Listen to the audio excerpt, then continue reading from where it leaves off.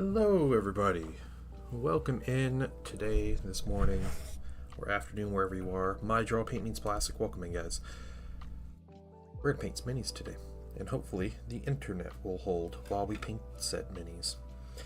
So let's jump in and open up camera here. So I got something to show you guys. You guys ready? Dreadnought. Look at him. All his ridiculous giant glory. And we're going to play a game of comparison here. So I'm going to show you guys sizes here. So I have a Contemptor Dreadnought.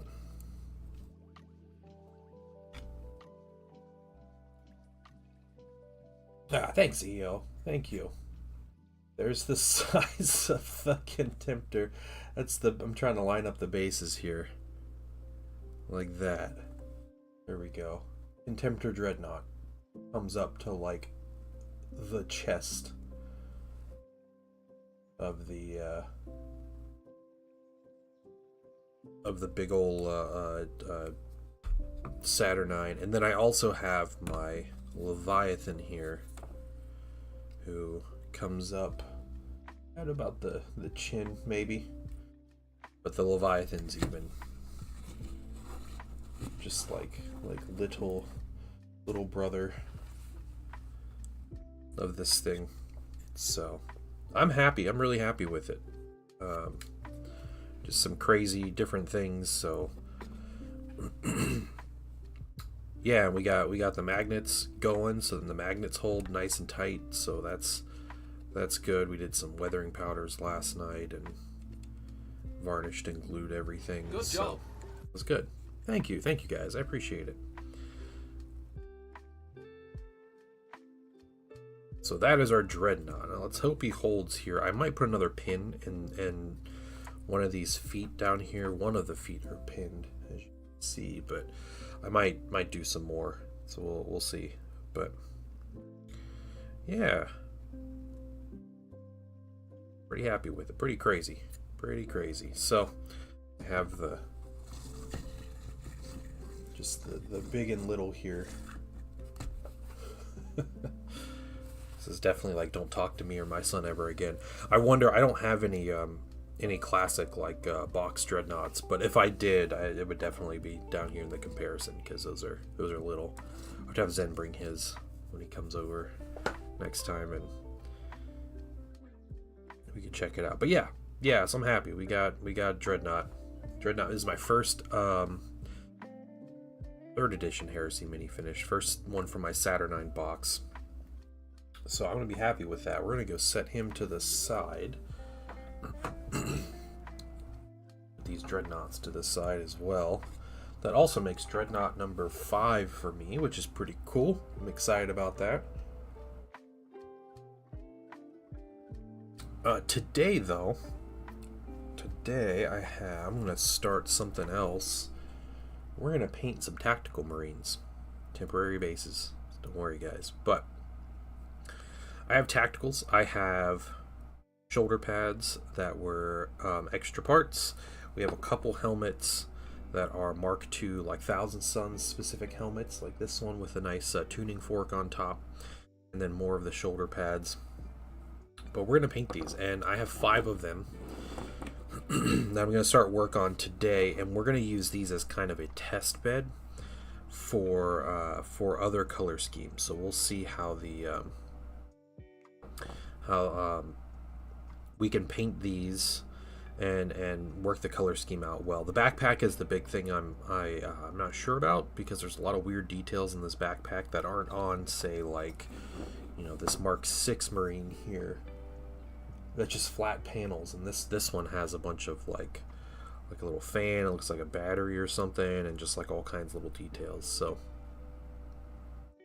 yeah, we have some different details to work out on these minis. There's lots of these little, I don't even know what you call them, great patterns or something that we got to figure out. So that's what we're going to do today. Yeah, the bolters are a little different.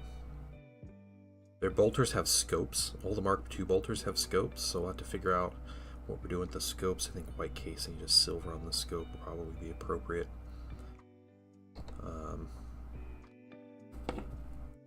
So yeah, I wanted some with the classic heads that they came with, just because I like the Mark II heads with like the single, like visor and everything. I think looked really cool. Man, there's like buckles on their pants and everything that'll be silver. So there's a lot to mess with. Terrain. Like rust spots with a sponge. Oh, nice, Io. Yeah. Okay. Good luck. Share some results if you so choose. Okay, and they all have skulls on them. These guys have a lot of skulls on their mini. So, I guess we go ahead and get started. There is, yeah, I'll have a few questions I'll have to kind of work out. I guess we just get into it and we just start figuring it out. Awesome.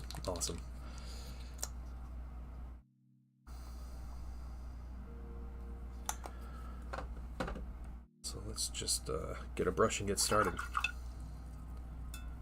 Play until tomorrow. It's too bad. Yeah, you're just playing catch up, aren't you, at work? Just trying to get everything back in order.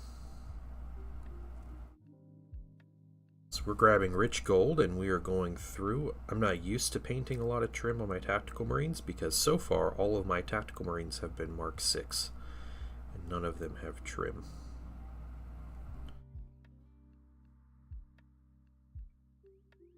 I do think that highlighting the red is going to take forever on these marines because all of their legs and have plates on them and everything, like the segmented armor.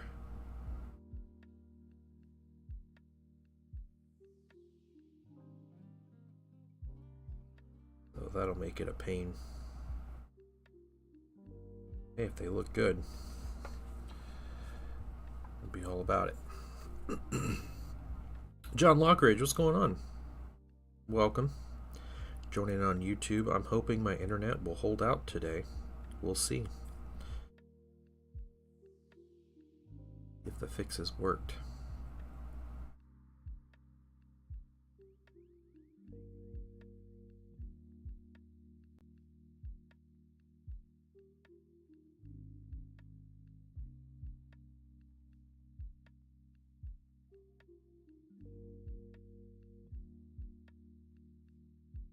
Sir Stroming Fish, welcome in.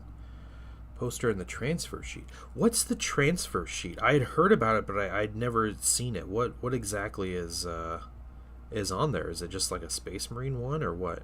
Is it a new one?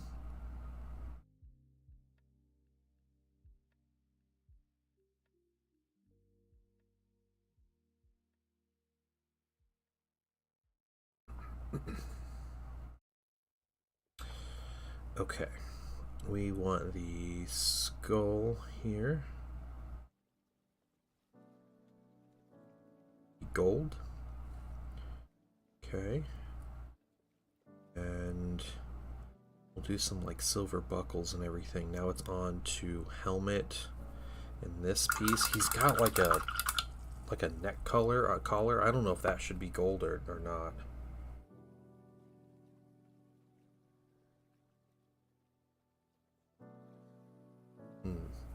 This is the question. Which generic honors and symbols and some Raptors stuff. Okay. Yeah, I agree though. I agree. You shouldn't be putting work in your hobby hours.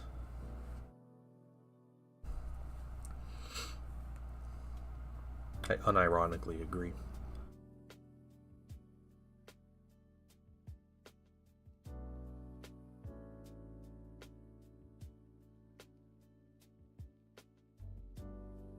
These are my minis. Yep. Yeah. I have yet to paint a Heresy Thousand Suns army for someone else, so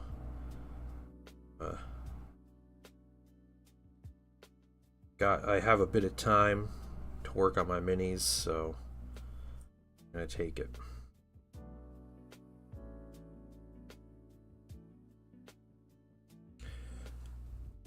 some Raven Guard style eagles on there too. Oh, that's cool. Hey, Peaches, welcome.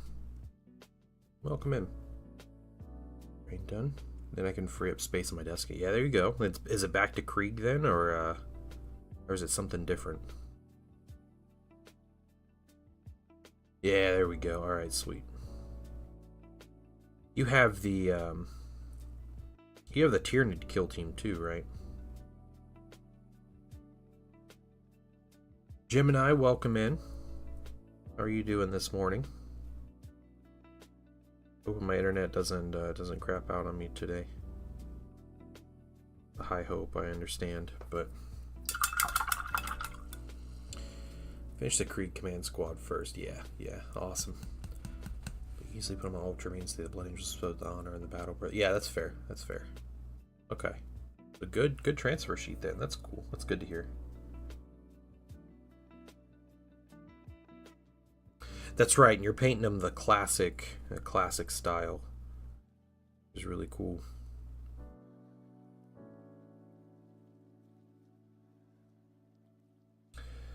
What else? I think this fan piece. Not the blades, but it doesn't matter right now. Those will be silver.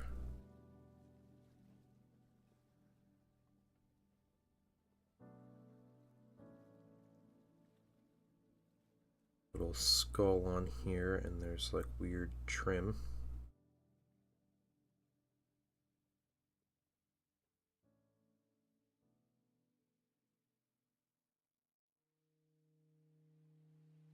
We settle for that for now for the gold. I think that's fair for the gold there.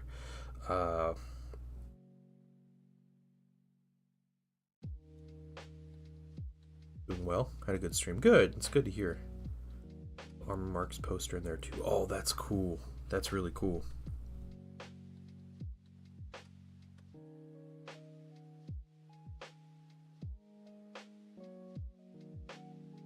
Good old Heresy getting Heresy Thursday announcements with a new novel.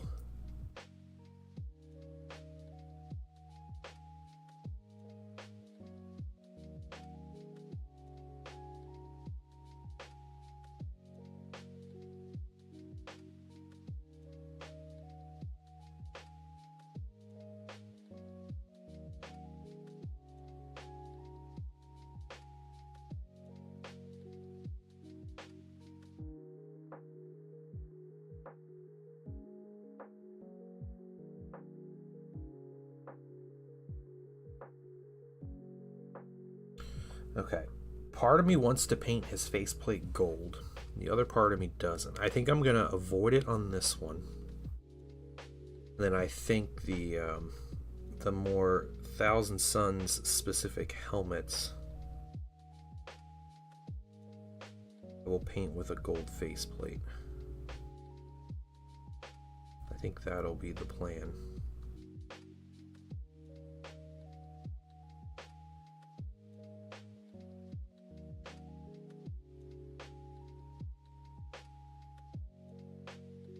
Try to avoid it in this many.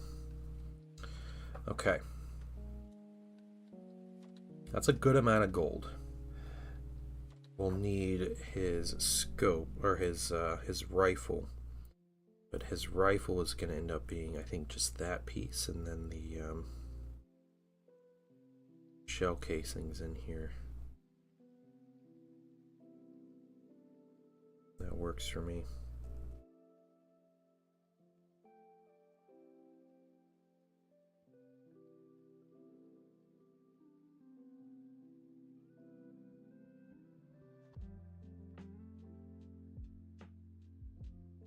And yeah, I think we're good. I think we're good for that.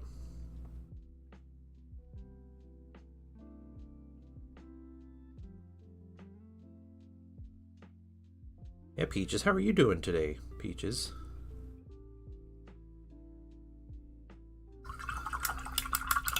Let's get the others. I've gotten so used to painting Mark 6.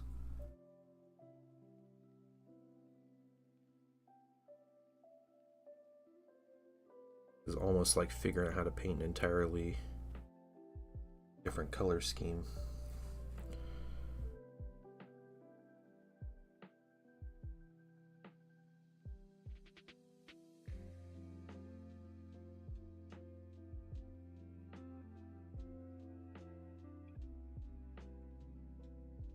I don't have the entire box assembled yet. I'm waiting for some different things to see what I want. Which is cool. I have some things assembled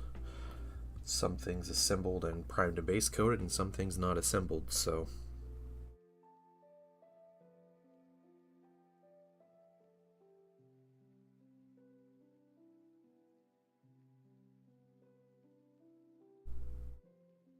I have plenty to do from either end of the hobby. I do have bases already painted and varnished, so all the bases for these minis are ready to go, or at least the majority of them. There's a couple notable exceptions, but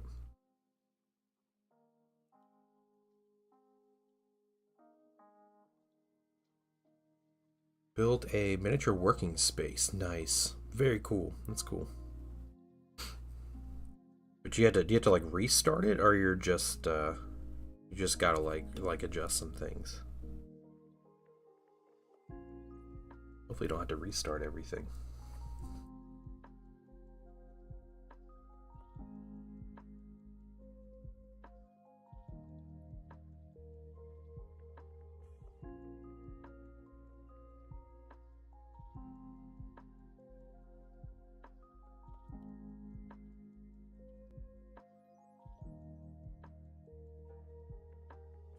And while I don't have a finished Mark II Marine, I do have a Mark VI tactical down here I can show you guys. I'll give you guys my kind of inspiration.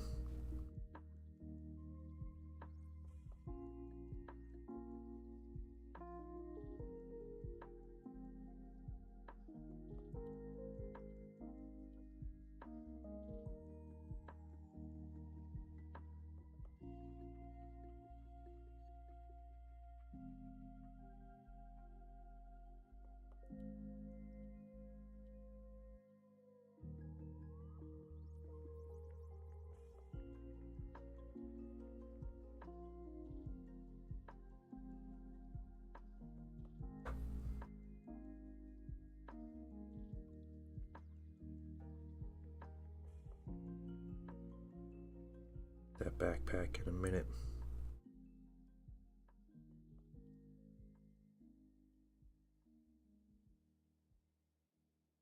You're restarting. Oh, okay. Oh, that's too bad. Well, hopefully it's a lot easier the second time around.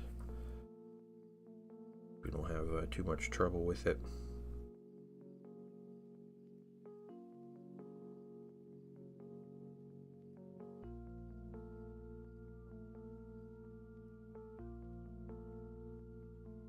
So I have to be really careful not to make mistakes with the red. The parts are going to end up red.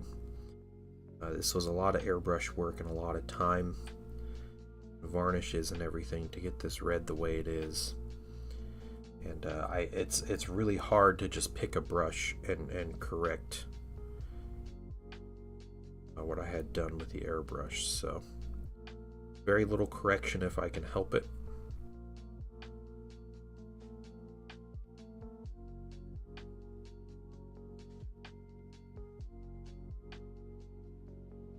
Have to start off being extra careful right off the bat.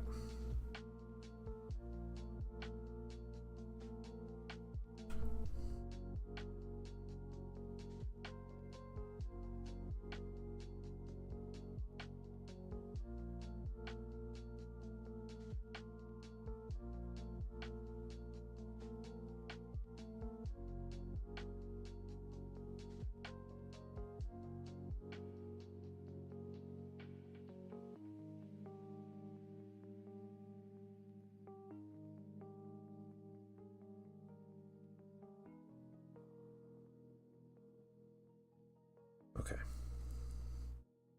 Have everything. Looks like we have everything. Okay, it's not too bad. Not too bad. This is the example, the Mark 6 Marine that's finished. So completed Marine when everything's done. Bolter in hand, all that.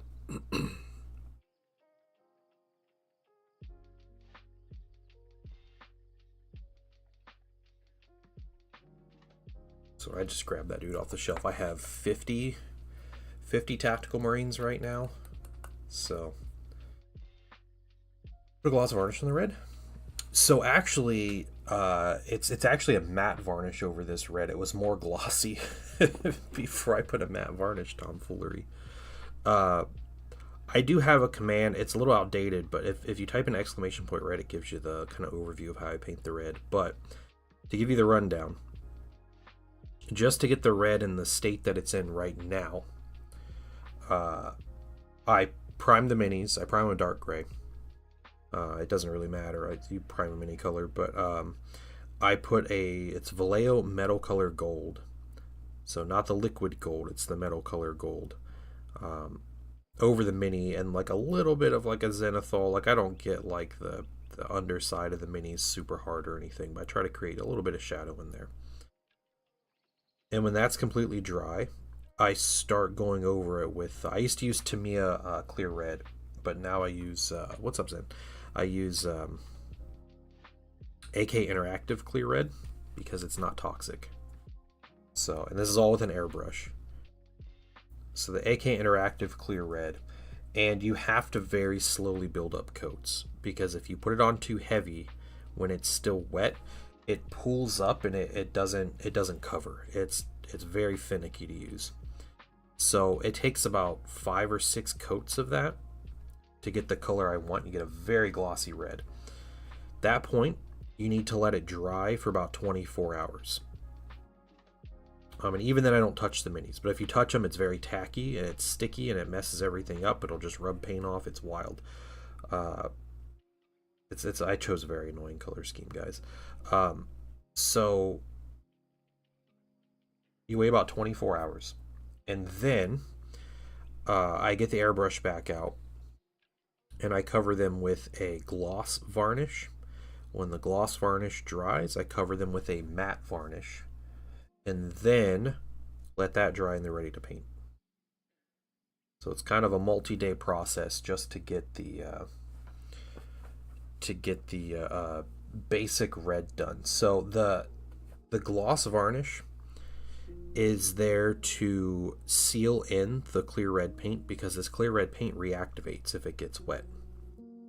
So I learned that the hard way. So the gloss varnish will seal it in, so you don't have to worry about it. But painting over a gloss varnish is miserable. If anyone's ever painted over a glossy finish, you know how difficult it is. So I put the matte varnish over top the gloss varnish to make the mini paintable. After everything is finished, some of my last steps on the minis is putting a satin varnish over the minis, and you can see the satin varnish. These are the same color, but this is there's like I put like a Nuln oil wash, and then I highlight with a white gold and everything on the edges. But the satin varnish brings out the metallic sheen back out on the mini. So there's a satin varnish, and then finally I use AK Interactive Ultra Matte varnish on the areas that aren't metallic. So basically the white and the gray, like in between the joints and everything. So those get a matte varnish, so they don't look all glossy and metallic, because they're not supposed to.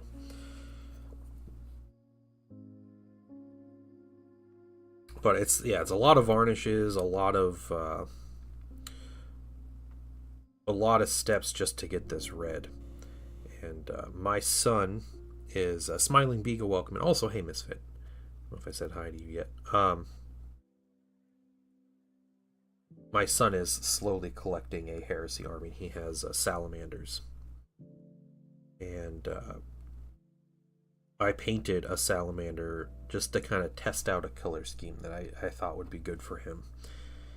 And I painted them, and I primed the minis, and within 10-15 minutes I was able to put paint on them. And so I started painting them, and by the end of the hour, I was done. I was completely done with the minis. I was like, wait a minute. Is it really this easy for other legions? My legion is like a 3-day process just to get the base color on, and then I have to like work into the like everything else, and then do like 2 different coats of varnish at the end, and all this stuff just to get my colors. I think I picked a difficult army to paint. Okay though, I like it. Do that crest in white. Goal.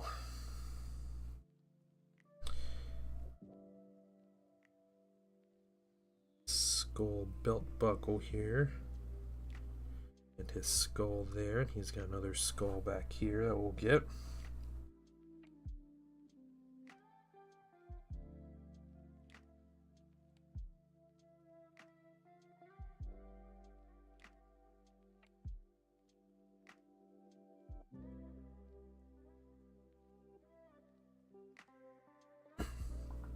How you guys doing? Well, color scheme is a choice. Purposely picked one for the torture. I did. I really did. Yeah. Yeah, and Zen gets his Night Lords, and he's like, yeah, I just painted 40 Marines in a week. In my spare time.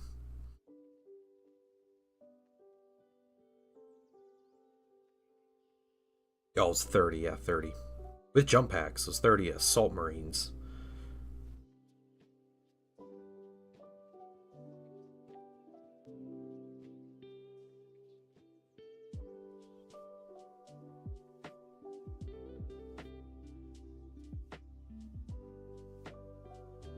New Bannerlord? No, I didn't.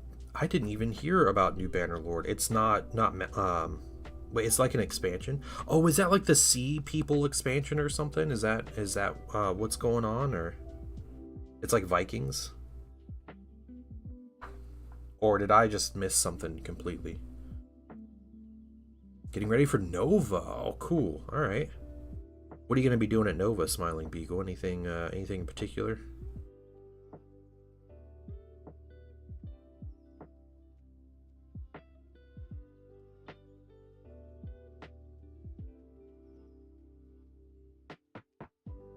Yeah, the Vikings. I haven't seen anything beyond the announcement trailer that was at least a few months ago. I'll have to look up. Did they put out like more information about it and stuff? Curious. I was playing Dawn of War last night. I was showing how toxic of a player in a single player campaign I am.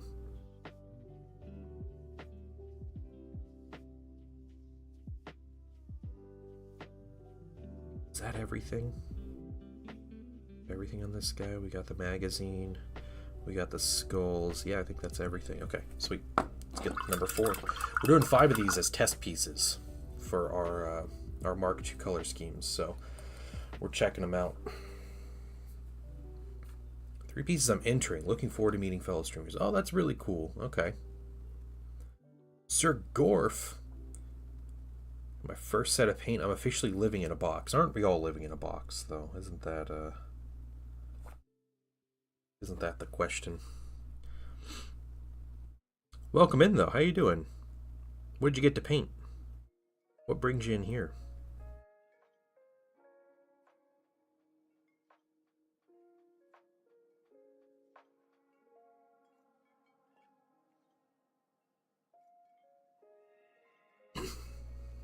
Your paint came.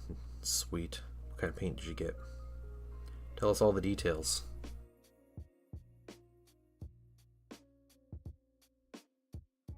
But welcome to the hobby. 10 paints, my first figures, and I'm already confused. Well, if you have questions, I'd be more than happy to answer some questions. So if there's like something in particular that you're not sure about, or just not sure where to start, did you get a paintbrush? You said you got paints, but it is an important part of the hobby. If you do want to paint, like paintbrushes are pretty big. All kidding aside, I understand it's a big hobby. There's There's a lot to it. I've been doing this for like 25 years, and I'm like decent at best, so. Isn't finger... Oh, dang, yeah, there is finger paint. Okay. We gotta do that, guys. The next YouTube viral video is gonna be finger painting Warhammer minis. Yeah, Discord's great community. Yeah, we got a cool group of people. Lots of people who are really knowledgeable and can answer questions, and we got lots of beginners too, so it's not like you would be, out of place just getting into the hobby. A lot still being delivered. Okay. Sir Gorf, you could be right about that, and that's okay. There is nothing wrong with that.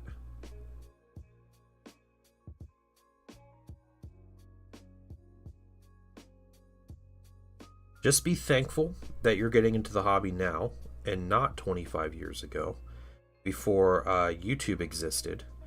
And the only way to get answers to questions was to read through White Dwarf magazines and hope someone had one that answered the questions that you had. So, or you had to like scroll through Daka and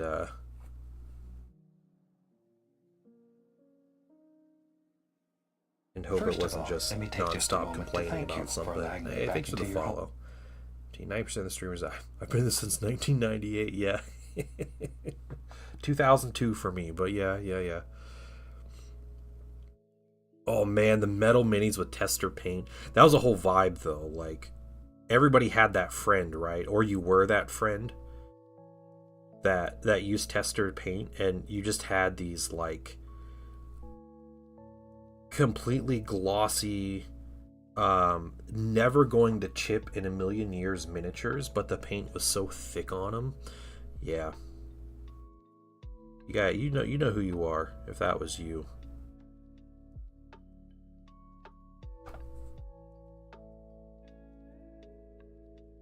Yeah, I knew someone who's as a teenager, his growing up, he got into the hobby, and his dad's like, I used to paint model cars. Here, you can have my paints. And so he had all these tester paints. Yeah. Super thin. There's a plethora of answers to that question, Sir Gorf. Thought it'd be a universal thickness. No. Different. So every paint brand has paints that are different consistencies than others. Games Workshop paint tends to be a lot thicker than other paints.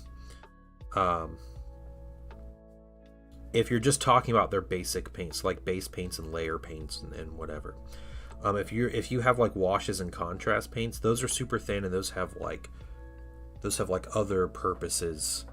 But even amongst your like normal acrylic paints, depending on the pigment that they use to color the paint, or and there's like the amount of pigment or whatever, the ratios of medium to pigment they mix and all that stuff, that changes the thickness of the paint. And just the medium they use, like the acrylic medium they use anyway. That's actually like the paint part of the paint. Yeah. Well, yeah. What colors did you purchase?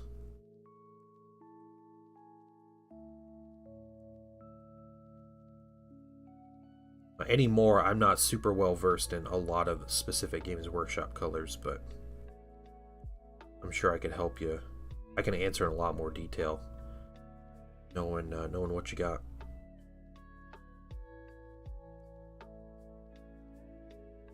I don't paint with Citadel paints a lot anymore. I'll use them for like their like contrast line and stuff, but I have other paint brands I prefer. That my personal preference, I feel like they're better suited to me, but everybody has their preferences, and I understand you're just getting into the hobby, and so you buy Warhammer minis, you buy Warhammer paint, right?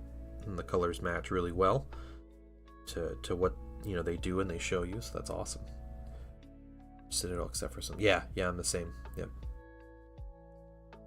Get a photo of them, sweet, yeah. Let us know what you got. Better people to put small ball bearings or small nuts in them to help mix. Yeah, that is a good idea. GW paints are thick. Ball bearings are, we call them agitators, are really good in paints overall. That's why, like, you ever see like a spray paint can and you shake it and then there's a little ball inside? That's an agitator. It's the same thing, it just helps mix the paint up. Too Thin Coats.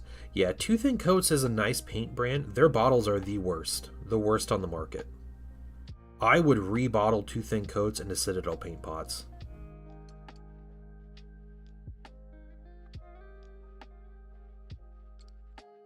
Yeah. Dropped one in each of them, nice. And you could put more than one in each of those also. Like, you don't have to... If you feel like it's still taking forever to shake up your paint, well, don't be shy with the agitators.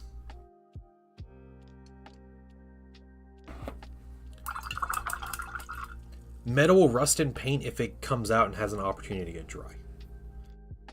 Yeah, it is recommended. There are companies that sell glass agitators. So they're like tiny glass ball bearings. Those are like the premium one, and it's not like they're expensive or anything. If you find yourself, looking online and you happen to see them and you want to buy them, I recommend those. But you're fine with metal agitators, I think. Remember Citadel washes that painted the wrong surface a lot. Oh yeah. Yeah, see, I have had more accidents with my limited use of Too Thin Coats washes than I have, at least proportional to the amount of time I've used them with the Citadel stuff. Yeah, you gotta be real careful with Citadel pots. You don't tip them over, and it's bound to happen. It is the sacrifice to the paint god. Paint for the paint god and all. To dump your bottle of known oil and spill it everywhere.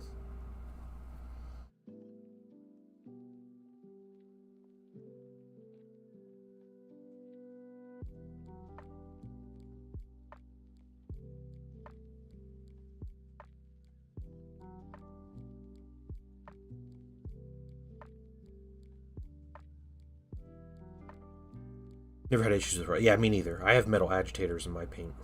Except, well, in my Citadel paints that I still have, Pro Crow use these glass agitators, so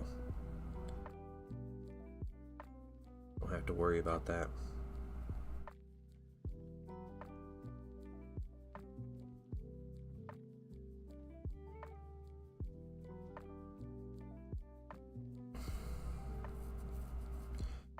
Put them on the Discord.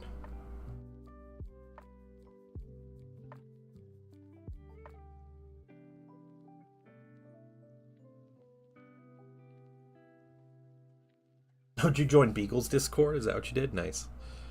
Went from a guide when using Killing Green for Alpha Legion. Oh, that's cool. Okay. Yeah, so that's a contrast paint. I think a Killing Green is a contrast paint. So that's going to be really thin.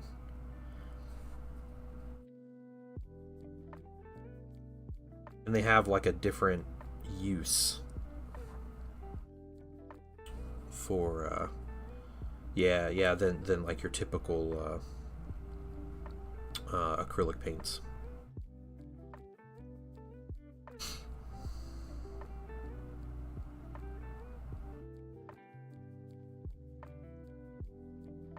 Yep. There's a lot of different paints. Dry paints and base colors and layers and contrasts and technicals and shades and all that just under like GW's umbrella. But they also they try to be like a monopoly, like the kind of like vertical integration. Like they try to get like all the aspects of the hobby that someone would need, under their umbrella. So they don't want you going out to find other paint brands and other stuff like that. So, which I think is fine if that's the kind of stuff you like.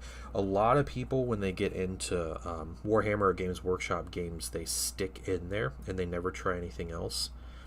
And what you'll find is, as soon as people try a different game or a different paint brand, or you know, any of these different things. They buy models for something else.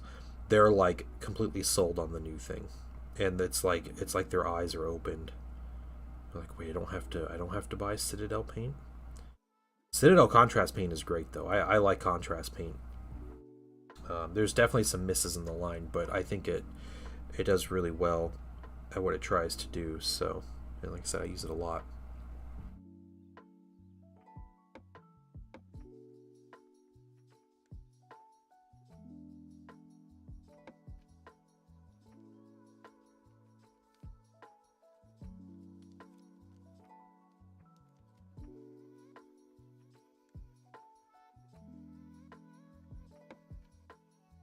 It is.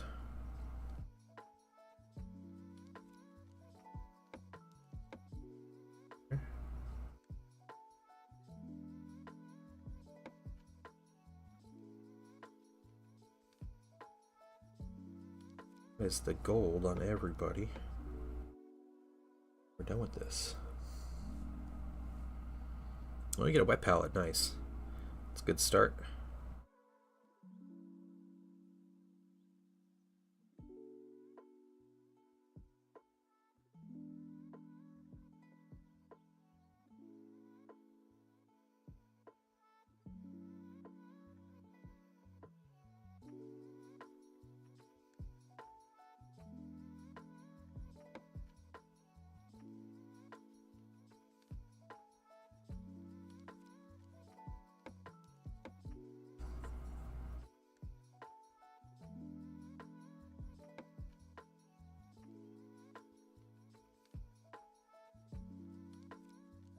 Okay. I think that's it for the gold on these models. So let's see. Quick recap. 5,000 Suns have their gold. I think it's silver time.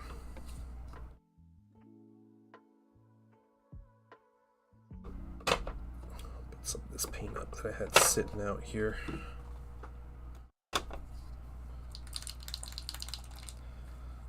To paint minis. Yeah, you paint the way you paint, yeah. Slap chop. Use those exact paints in the guide, so I bought them. Oh, okay. Yeah.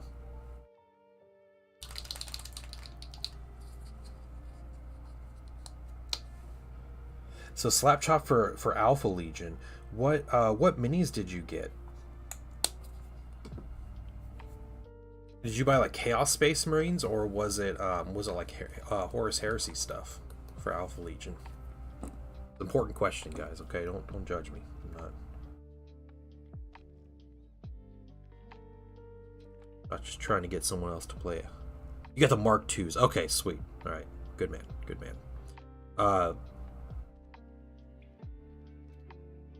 Yeah, no, slap chop will work well on those. I think you just have to be aware that. Space Marines and contrast paint are kind of a weird mix. Contrast paint serves as a tint, and since it's super watery, it tends to like to pull up. And when it does that, well, it does that mostly on flat surfaces.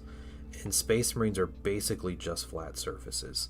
So when you do the slap chop, you kind of want to really focus on those dry brushes that you do ahead of time to make sure that you can prevent the weird like pooling that happens. And it just takes practice.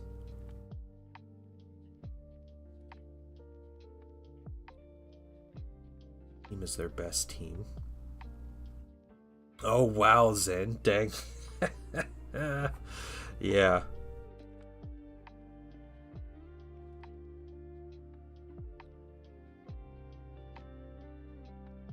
Just let them have it.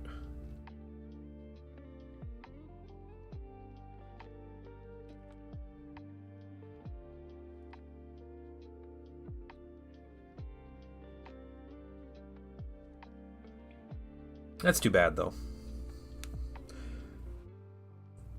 2 years base him and then practice on one. Yeah, that's the way to go.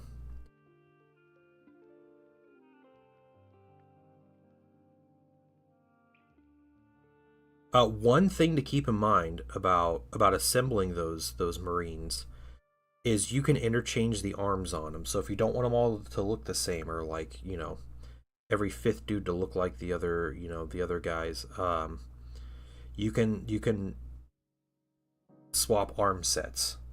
So like the arm with the bolter. That's what I did. So I'll swap out different arms onto different minis.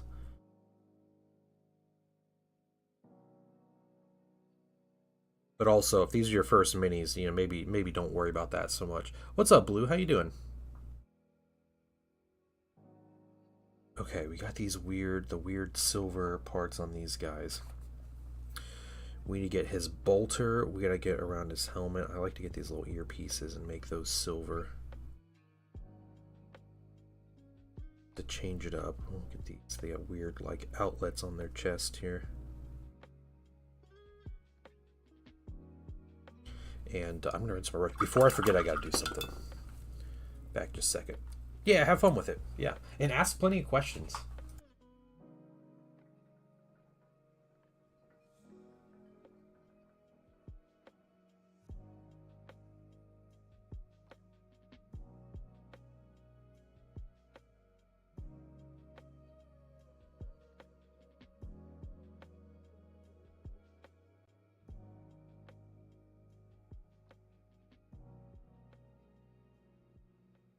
All right.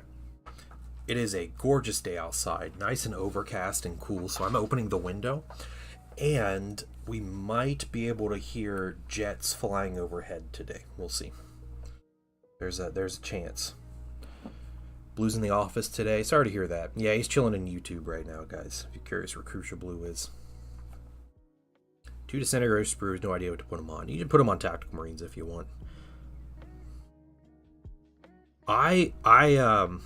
I haven't used my disintegrators at all. I don't care for disintegrators as like a game piece, so I just haven't put them on anything.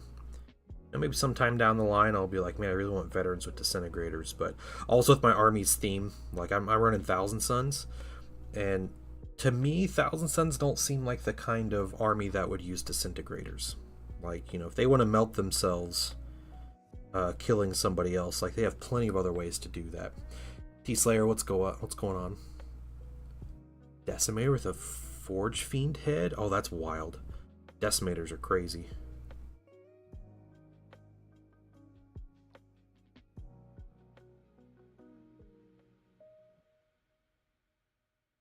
Well, abuse it. Shit. Oh, it's too bad. Yeah, contact someone. If it's all messed up,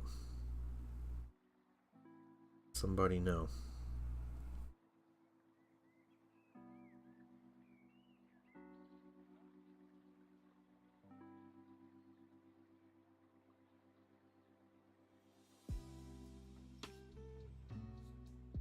I asked the CSCT team looking around Twitch block. It finds a way to get. Oh no. That's funny. So he's telling you there's a way. That's what's happening. There's a way to get around the Twitch block at work. For my veterans, I don't have any veteran squads yet. I want veteran squads. I want the ability to take like a veteran focused army. I think would be really cool. But for my veterans, I could do a lot for my thousands. You can just paint them different. That's totally fine. There's nothing wrong with that. You can paint them the same, just give them different weapons. That's also fine. I want to get a rubric box, so the 40k rubric Marines. I want to get a rubric box, and then basically de-chaosify the set and use those as my my Marines, as my veterans, because they all have like the head crest, they have the cool ornate armor, like all that stuff going for them. I think would be really cool for a veteran squad. EK ossify, yes, that's exactly what I'm talking about. Squad leaders with bone helmets, yeah.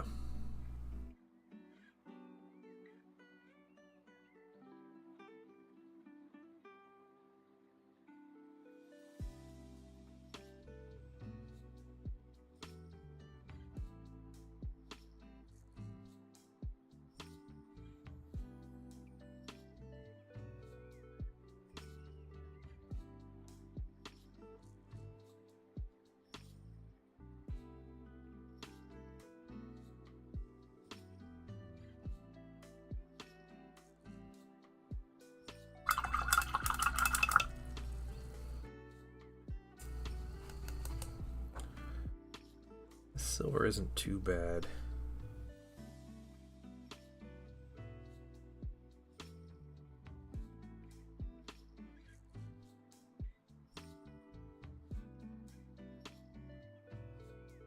Maybe ash and gray helmets. That's cool. Yeah, yeah.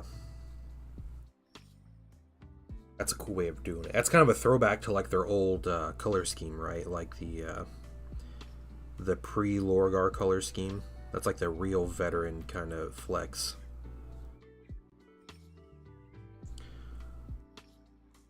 Standard armor color for word bearers. It was red. Red with like black accents on it. Like a dark red. Like a maroon or burgundy kind of red.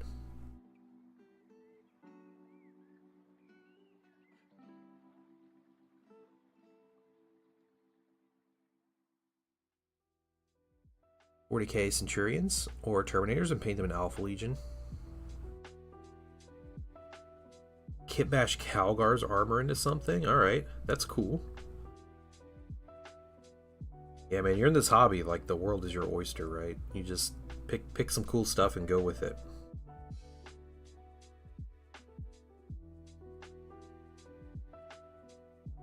Nervous and all white. Hey, I don't know. I don't know what you got going in.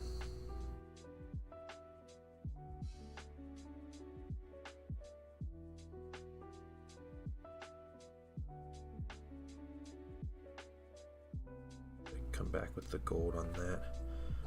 A little canister, make that silver. I think that's about it for the silver. Other stuff, we got lots of like little tubes and everything, but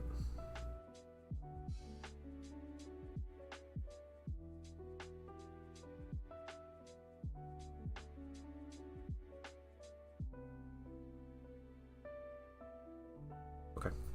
Let's get the next one. Yeah, he might be wearing his gray armor. Yeah, the Imperial Heralds. That's what they were called before the Heresy, yeah. Tybros and smash him into a Centurion until I like look nice. Yeah. Isn't Tybros, is that the Kakaradon guy? Is that who I'm thinking about?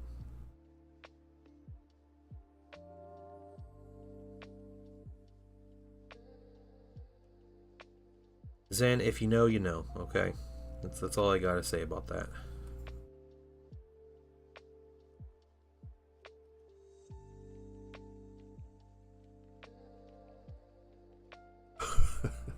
Yeah, he's the chapter master of the Kakaradons, okay.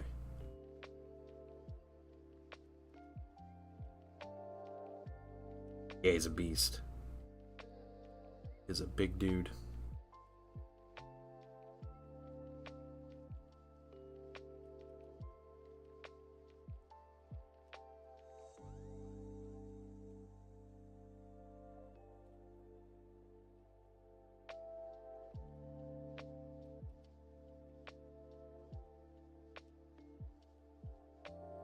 Who's the lady we call for blood? What?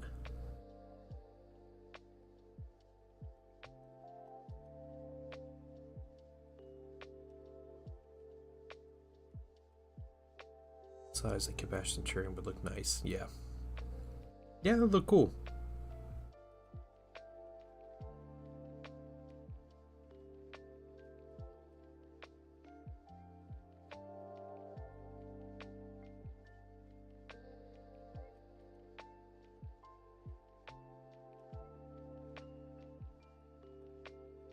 Who's the blood lady? Crucial Blue is asking Zen who the blood lady is.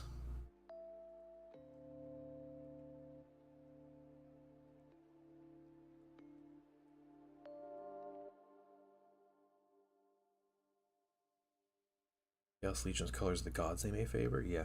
I don't know. I don't know, Zen. Oh, the Vein lady.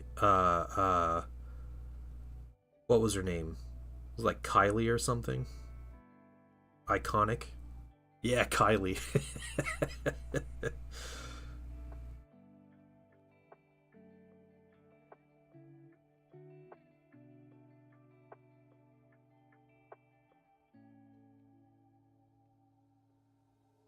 Random strand of fiber here. Grab that. Oh yeah, jets are out today.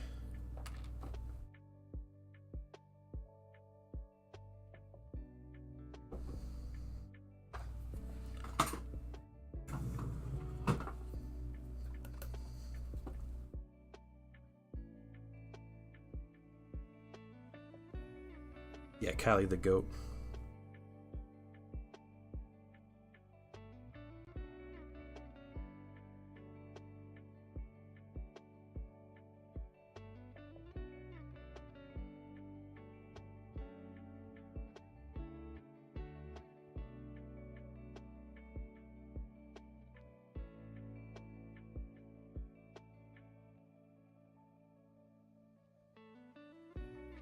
You heard that jet? Nice. There we go. It's probably gonna get louder. But it's good listening. I'm gonna sit outside tomorrow and just watch for planes. I'm gonna channel my inner childhood.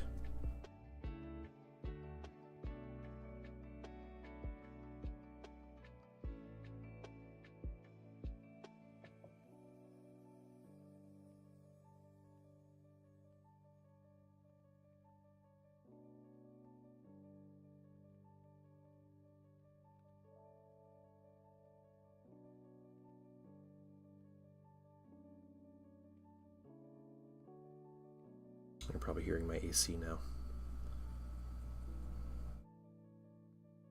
Even though it's cooler outside than it is in here.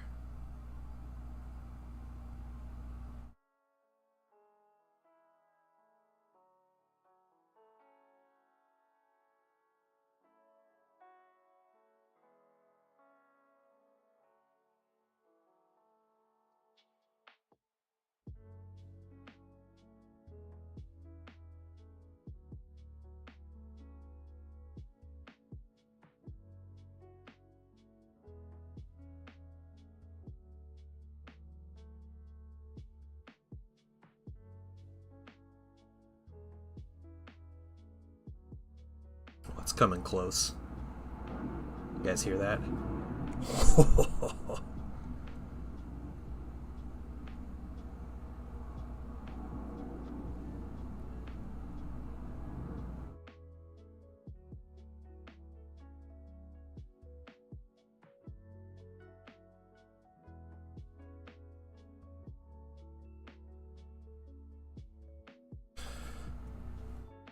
Nice. Average American stream. That's right. I love it. I absolutely love it.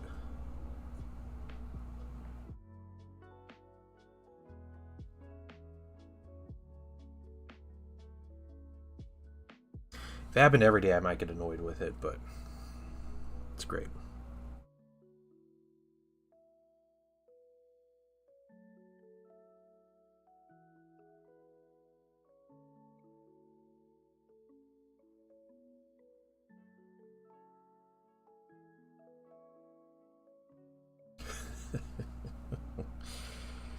That's cool. That one wasn't even super close either. It sounded like it was going to be coming a lot closer, but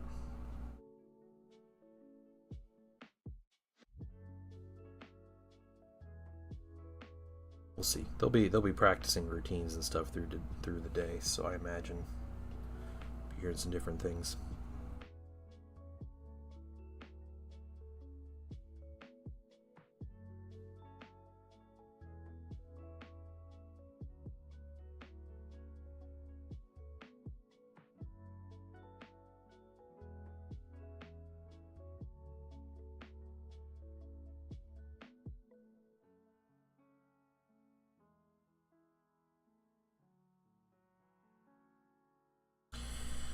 So we're just going through the silver, still in the second mini.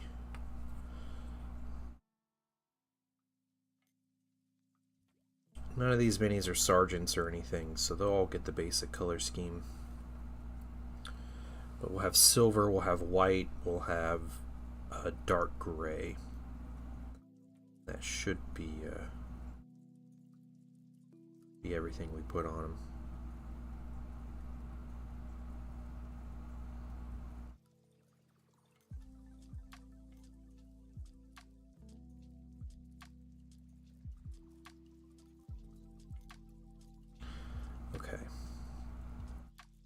Let me wash and then highlights. I think that's it for that one. It's 2 down. Yeah, I live relatively close to an Air Force base. Yeah, there's an air show going on this weekend, so they're rehearsing, and then it's gonna be air show.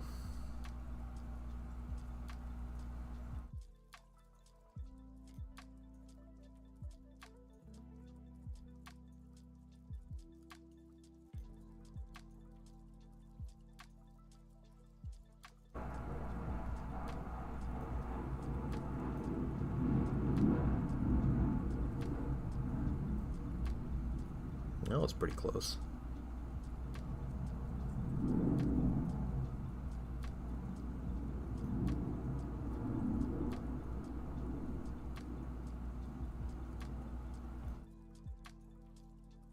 Rehearsing for World War III? No, airplanes are loud. I don't know if you know that or not, but yeah.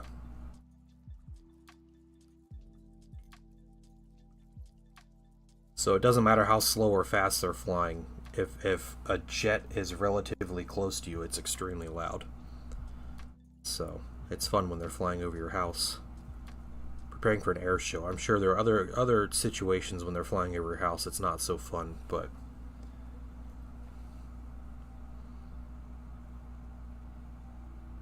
this instance it's pretty cool.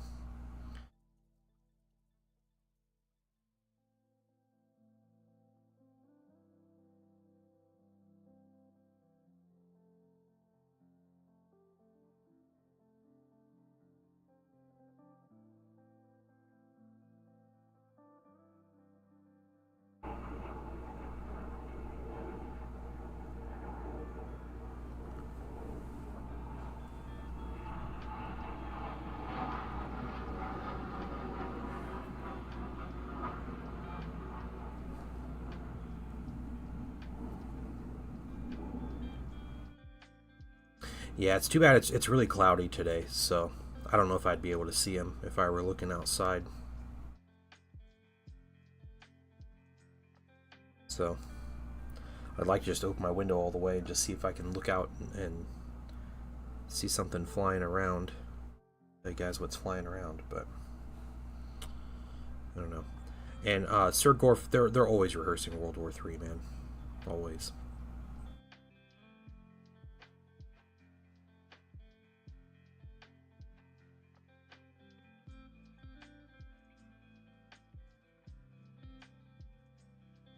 All right. I got crazy World War III fact for you. Um, Speaking to an Air Force pilot last year at an air show, and it was the crew. I was talking to the crew of an AC-130 like refueling plane. So it's like the jets that go up in the air and they refuel other aircraft, like mid flight and everything. It's like a really important like strategic part of like the U.S. Air Force. So, big deal. We went to the cockpit and he showed me in the cockpit that there is a hatch on the floor right behind the pilot's seat. That you open that hatch, it's just a hole in the airplane. And he was explaining the purpose of that hatch, and it's a World War III like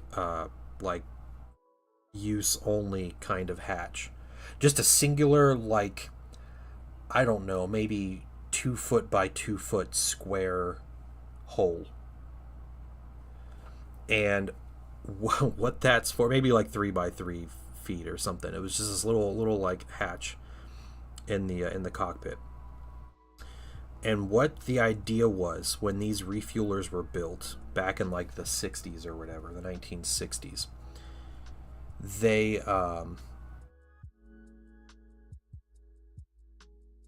if and when World War III happens, the B-52 bombers and like the B-1Bs and all these nuclear capable bombers would fly straight to the Soviet Union over the Pacific.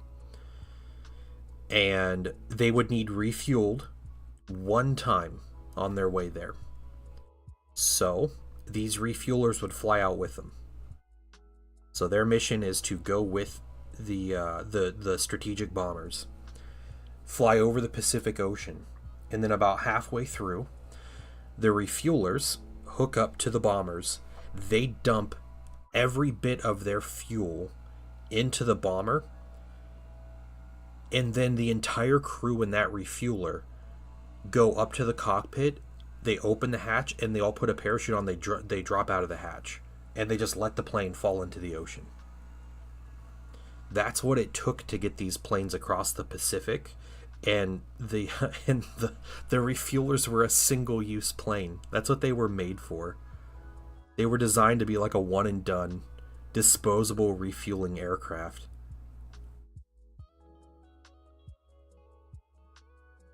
Wright Pat Air Force Base in Dayton, Ohio. Yeah, Wright Pat is incredible.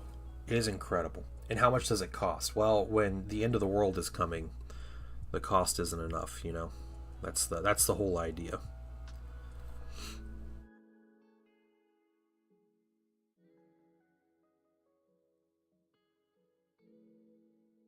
I'll have to see fighters and training maneuvers. Yeah. Someone's out there like trimming weeds or something, ruining my vibe.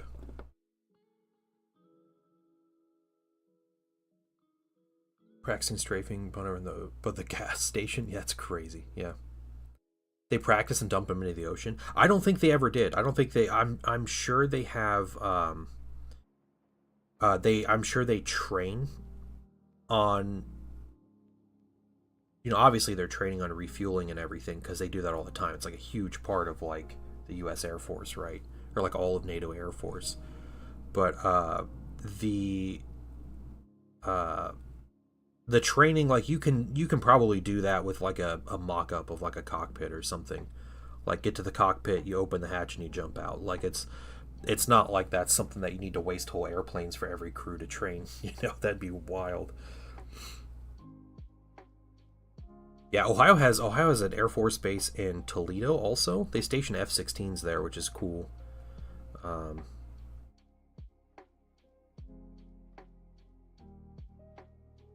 Yeah, Dayton's really cool though. They throw a lot away. They do.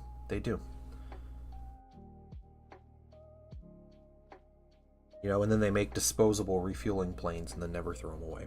So, yeah, you get nervous when you see 19-year-old helicopter pilots flying over your house. I get that. Yeah. Speak with like pilots and air crew, and they're all like a bunch of kids to me, and I'm like, oh no, what have I become? Like this dude's flying at 1,000 miles an hour over like my town or whatever. I'm just supposed to be cool with it.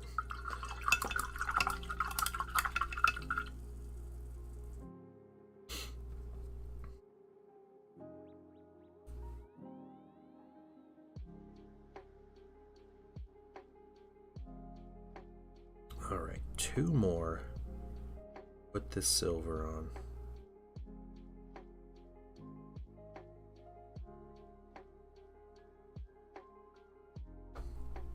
Hey, Flotsam, welcome in. Yeah, anyone who's interested in like military history or anything, or just like military like hardware and stuff, I would always recommend, yeah, the Air Force Museum at Wright-Patterson in Dayton, Ohio. I could spend a week in that museum and be happy, like, and find enough things to like fill out that week to just read and see and everything. It's crazy.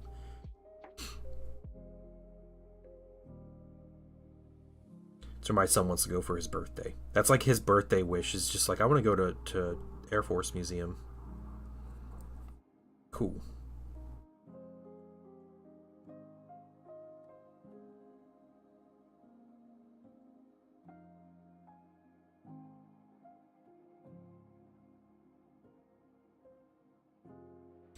The Royal Arms Museum. Yeah, I bet I would. Yeah, and the Bovington Tank Museum. Those are two places I want to see.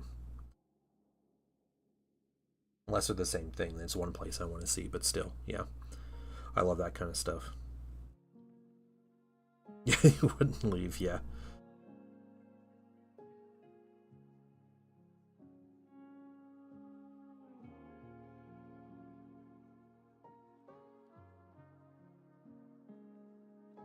I am subscribed to the Bovington Tank Museum on YouTube. At Memphis Belle there when I went. Yep, yep. Wright-Patterson Air Force Base, or the Air Force Museum, also has they also have all the previous Air Force Ones, like the presidential airplanes, and you can walk through a lot of them.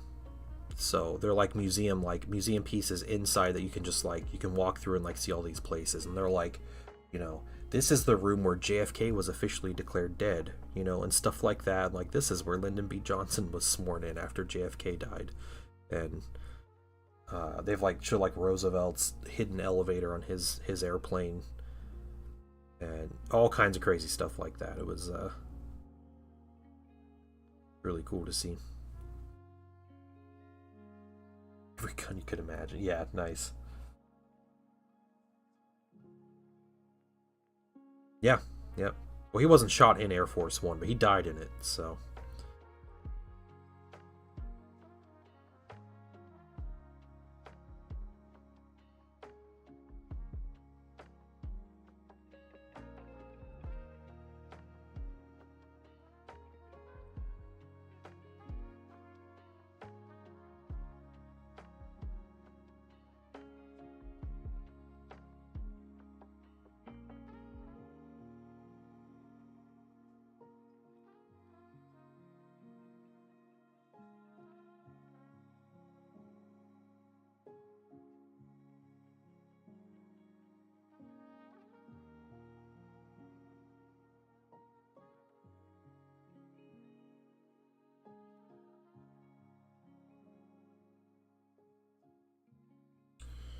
All right.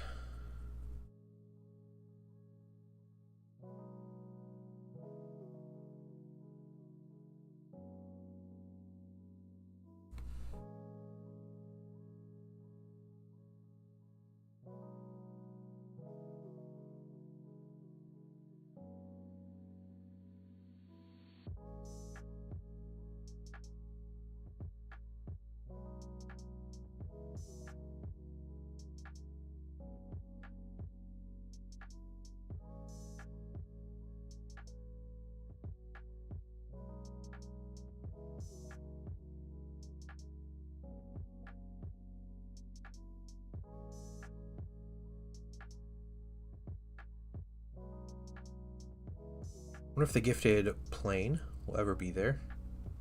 The Air Force One planes. Oh yeah, yeah. We'll see. Blue. We'll see. Probably be in a different type of museum, to be honest, but can only hope.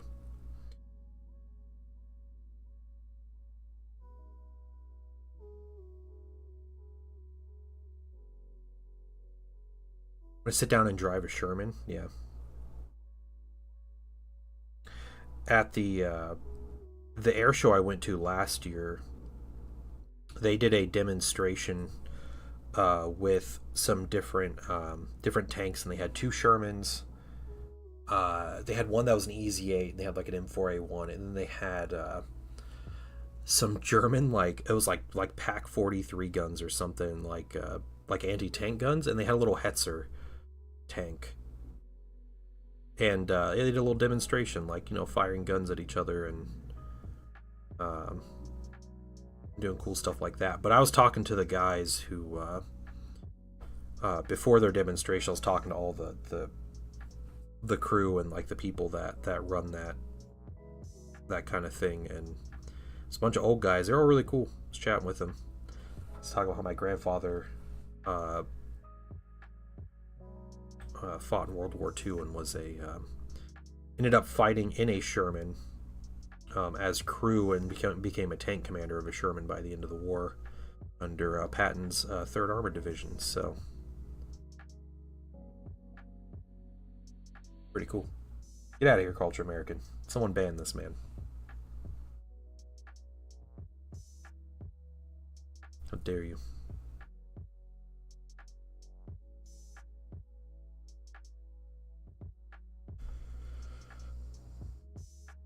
Already had somewhat. What?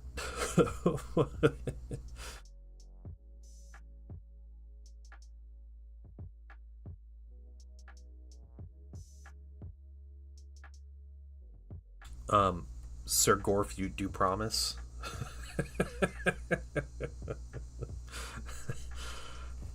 I forgot to get these little things on the side here.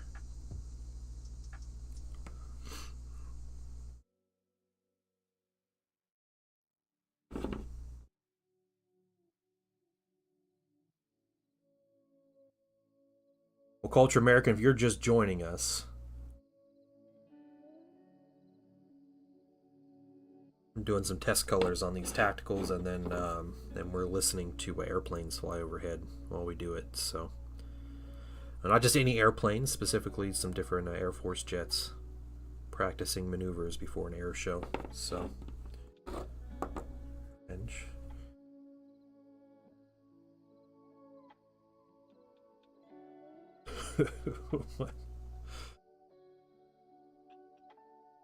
That was some long-winded revenge that took like 40 years to happen. What's going on? Just taking your sweet time.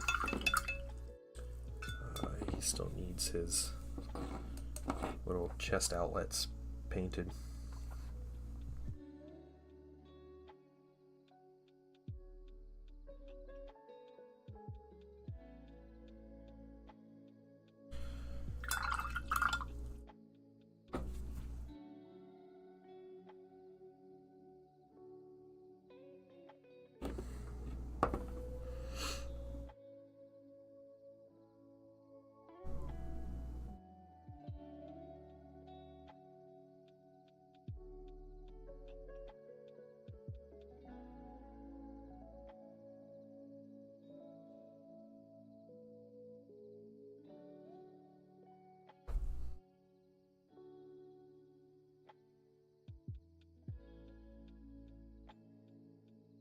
I try to make it a point to paint white shoulders on the. Okay, Sir Gorv, you can calm it down there, sir, because I know you're young and you're uppity, but you're gonna be out of your depth real quick. And you want to start making general assumptions here.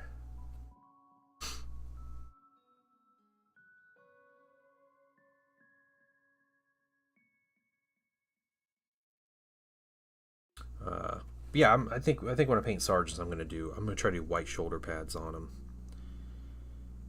make them easier to spot in the squad. Because I'm just gonna put bolters on the sergeants. I'm not gonna try any crazy power weapons. Not really worth it on tacticals anymore.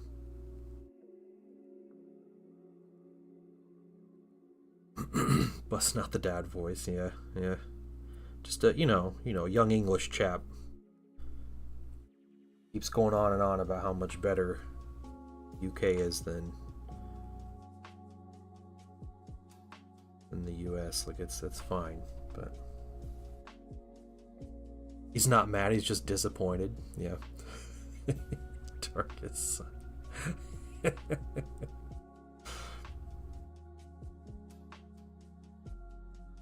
Sir Gorf, I have seen and tasted English food, and I will tell you for a fact that England is not better than the US. So, that's a pretty basic metric, if there ever was one.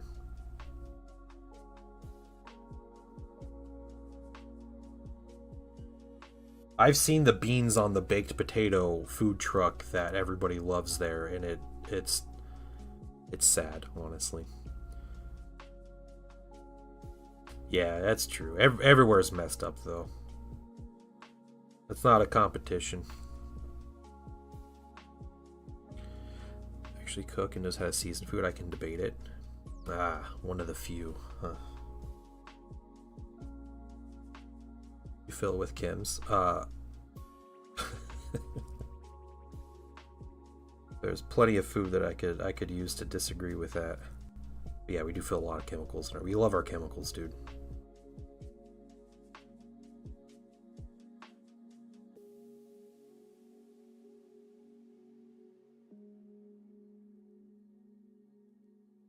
We don't eat like the Germans are still flying overhead.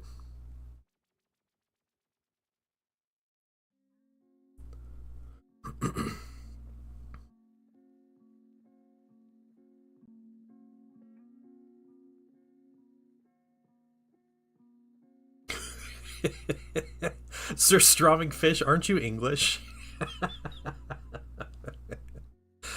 No, you're fine. You're having fun.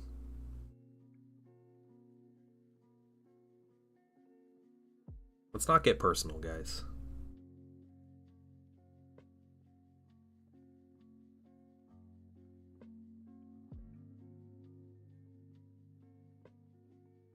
I just need another F-18 to scream overhead.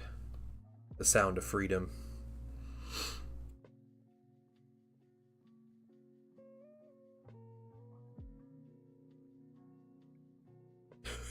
No personal hygiene. Yeah, Sir Gorf. I have a feeling that's all you see of the U.S. too. It's similar things, right? Like we all see parodies of each other's cultures.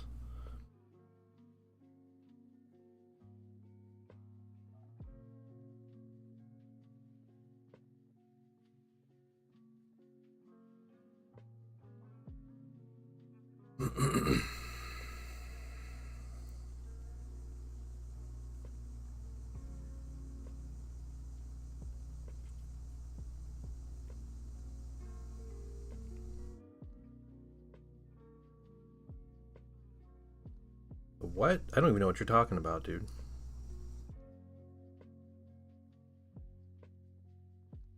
I've never heard of that.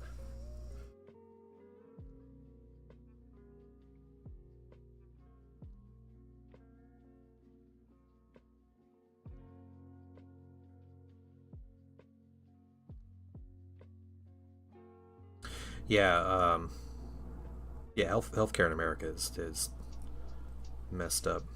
That includes dental care because it's expensive. Oh, you're from North Carolina. I'm sorry. My bad. My bad.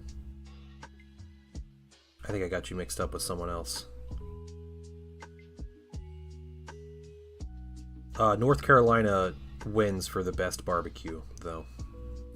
World's best barbecue is from North Carolina. Eastern North Carolina, specifically. Smoked pig and vinegar sauce. It's the best stuff.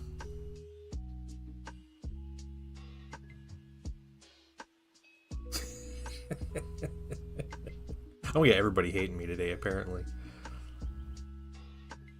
Oh, I've never heard of that. That sounds like a Florida thing, honestly, Sir Gorf.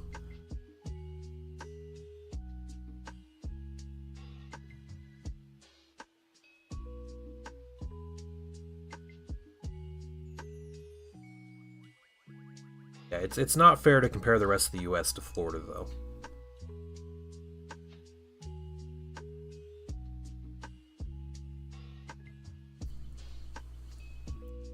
Start barbecue conversation. I know, because I'm hungry. That's why, and I want barbecue. And someone said they're from North Carolina, and that's one good thing I can think of that comes from North Carolina. That and Sir Stroming Fish is from North Carolina, so. Two good things. Oh, also, Spill Paint Pot's also from North Carolina, so there you go.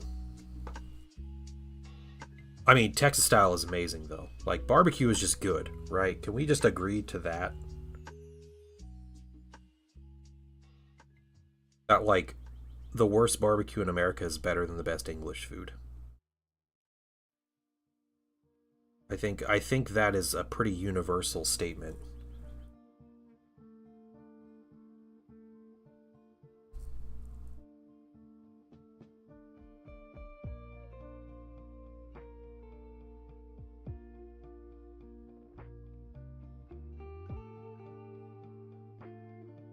Yeah, Blue, I agree.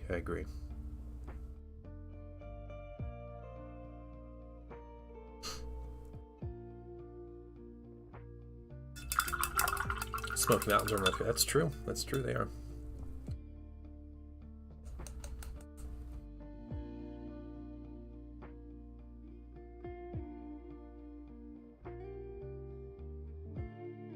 Can't forget the side vents here.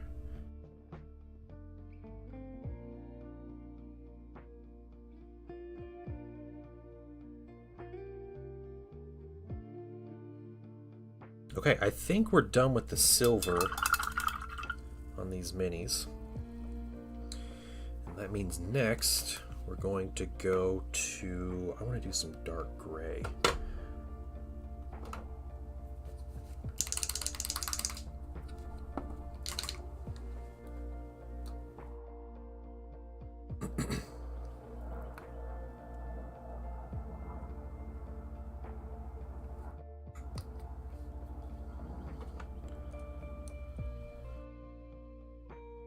Why don't you agree to those terms?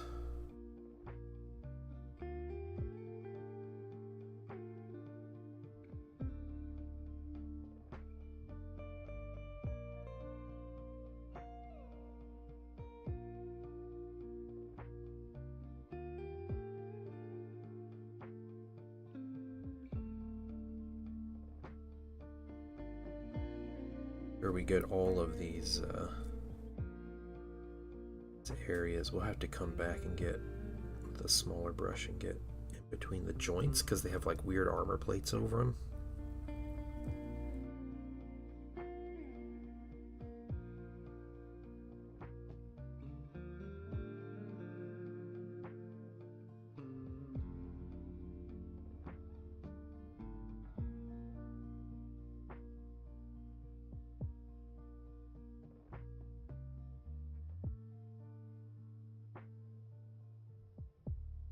I've never had that. I've heard of it. I've heard it's really good, but I have never had the peanuts in Coca-Cola.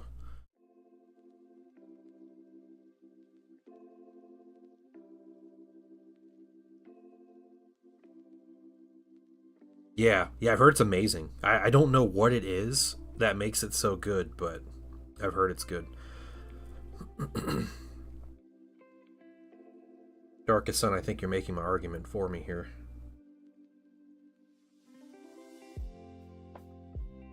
Also, I think I think we've all seen the videos of the oldest fast food restaurant in the UK. The guy's just chopping eel heads off and he just boils them and jellies them and he's like, "This is what we do here in England."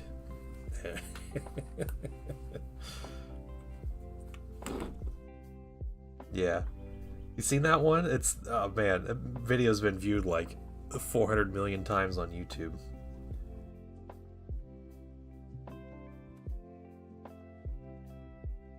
Boiled peanuts are a great road snack. I don't think I've ever had boiled peanuts either.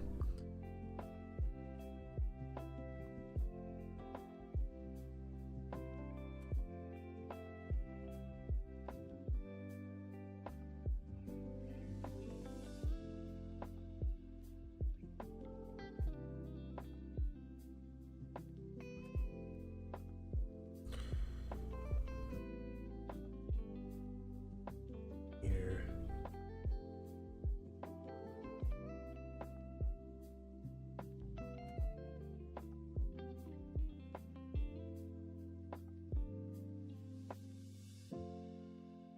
Gotta get them fresh though. Fresh jelly deals. Is that the idea?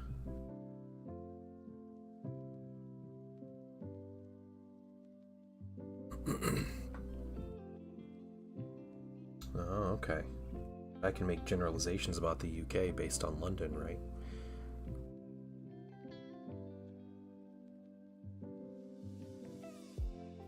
They've sat for a while? Really? Okay. Oh, okay. Huh. I like Taco Bell. Interesting. It's a London shop thing, yeah. Hey though, if you pull examples out of Florida and use that to compare it to the rest of the country of 350 million people. Yeah, London and the UK are the same thing, right? Yeah.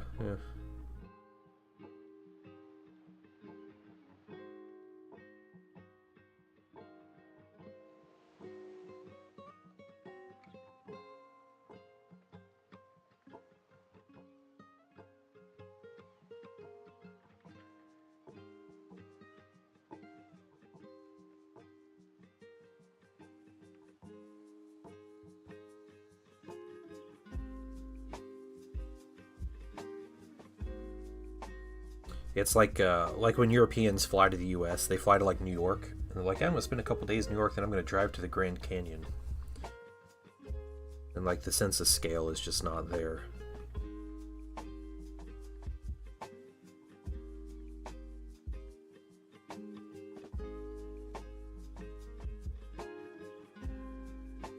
Got some silver on this guy. Have to grab.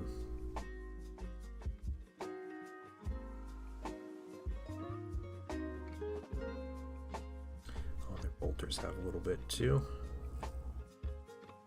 Cabling on their bolters.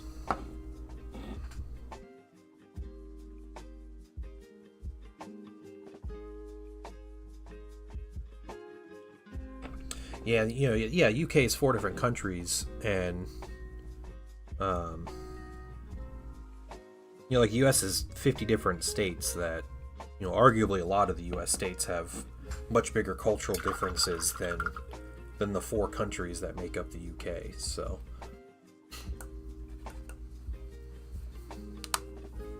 yeah, Wales is just West England. It's West London.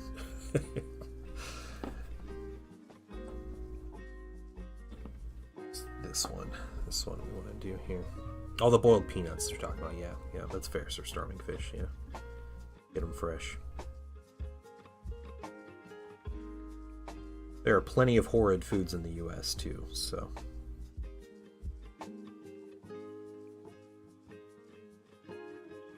Suburb at this point.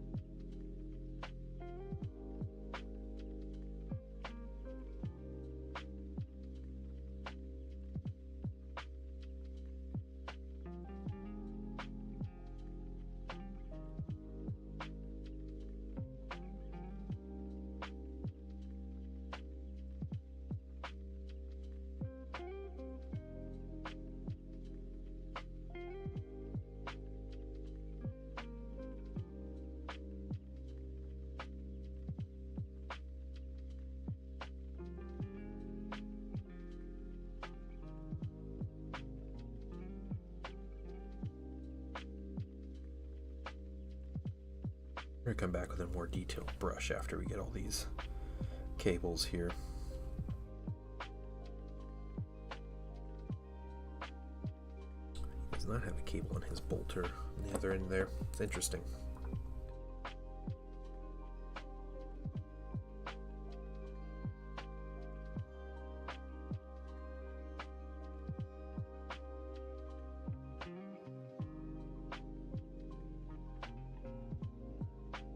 The legs on the Mark II. What do you hate about him in particular? Like the posing or just the details on him?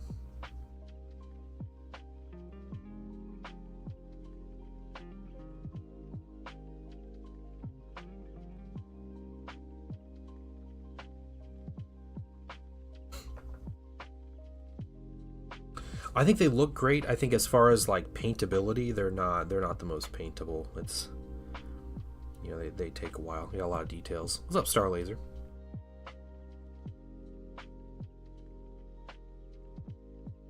All right, Culture American. I think we're done now.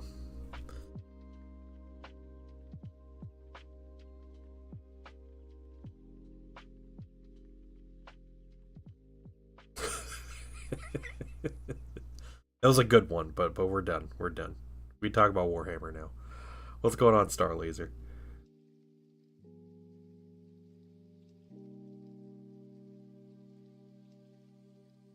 What's the gold? The gold is Procro Rich Gold, which we'll get a lot more details on it as time goes on, but we're doing base colors. That was all 5 of those with that color. So I'm going to get a more detailed brush. We're going to get some of this like inner joint area with this gray.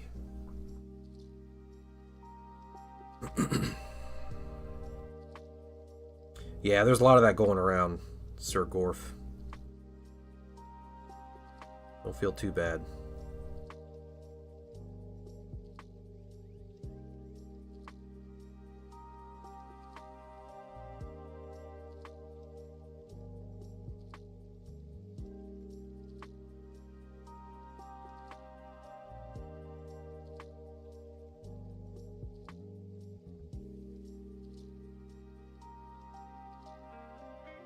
Finding some of these little cables that I missed somehow.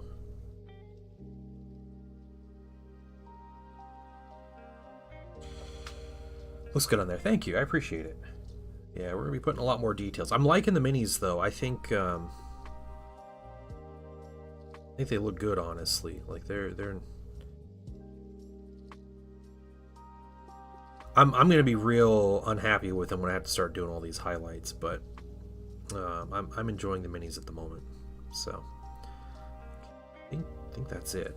Yeah, they're relatively close in here.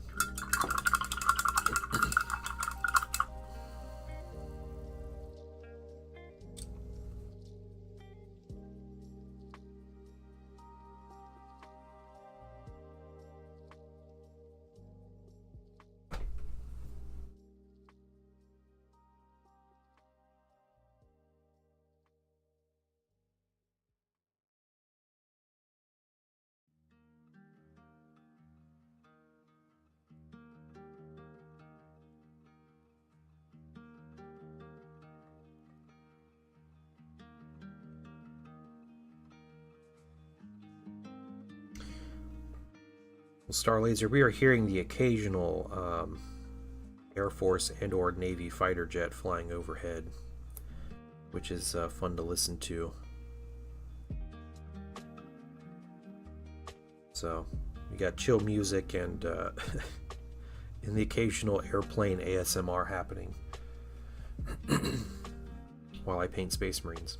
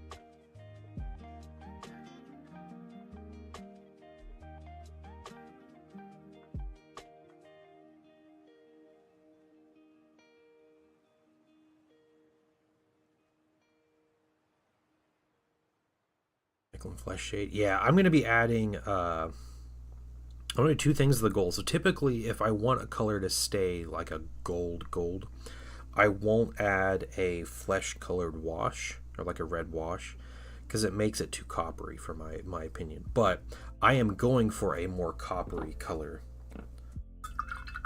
on these, so I am going to add Pearl Curl Flesh Wash, which is similar to Reikland Flesh Shade. It's probably more of like a Gilliman flesh, like a lot stronger of a color. But I'm going to add that to the gold, and then I'll do a black wash over everything. So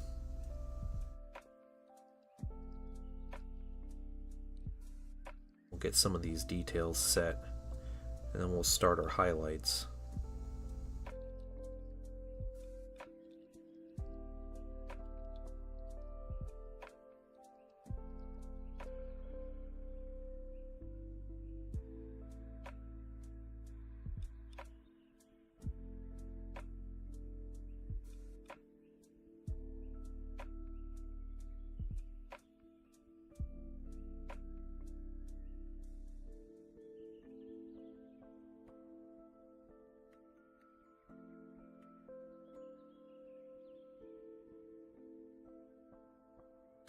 Son had his second soccer practice last night. I think he's having a lot of fun. Just good.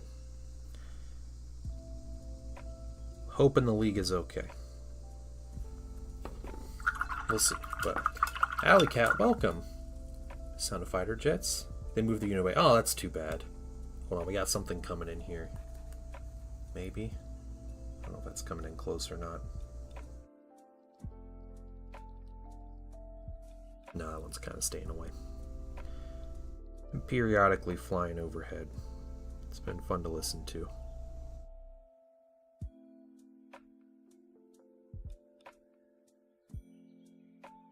I'll probably spend part of my weekend just sitting out on my back porch looking for airplanes.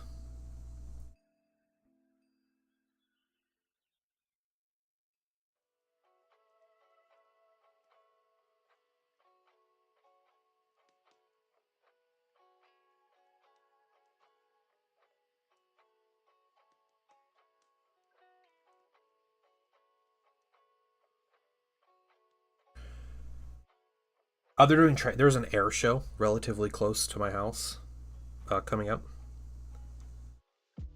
It starts tomorrow, so they're doing some training, preparing for it.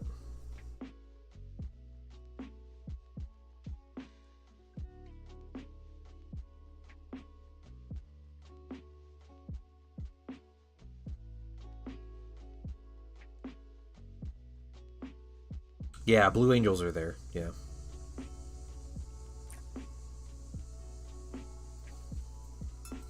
Yeah, air shows are fun. We're not going this year. We went the past couple years, and I have a lot of fun.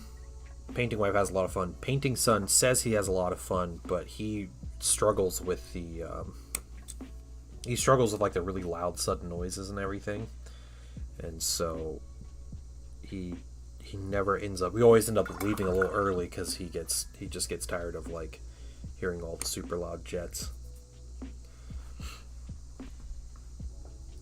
So we just decided we were not going to go this year,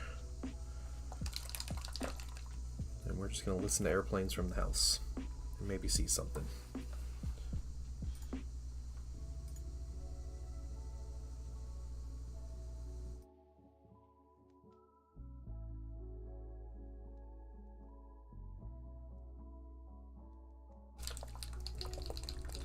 All right.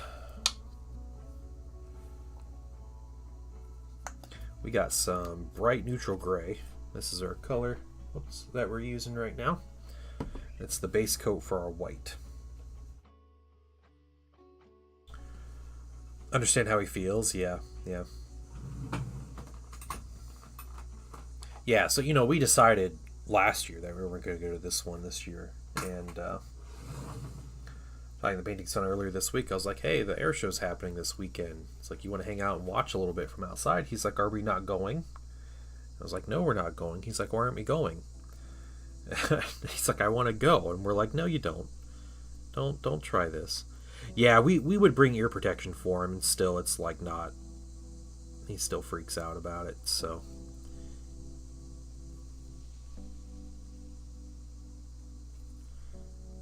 What always gets him, this is what happens, all right? We'll watch the big star, whether it's the Air Force F-16 team, I can't remember what they're called, which in my opinion are more entertaining to watch, the Blue Angels, or it's the Blue Angels or someone, and they do like the thing where they kind of sneak up behind you, like they have the 4 people flying in formation, the 5th one comes out and does like really loud pass overhead. And he's like, I'm done. He's like, I want to go. I'm like, okay, you know what? We'll leave. We can go. While we're leaving, we think that they're all done. And so he takes off his ear protection while we're walking back to the car.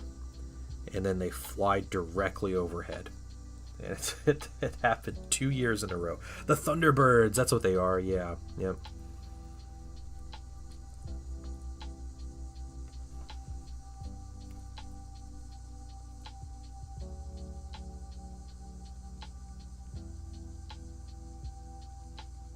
Yeah, F-16s are just really entertaining to watch. Like, they're so maneuverable.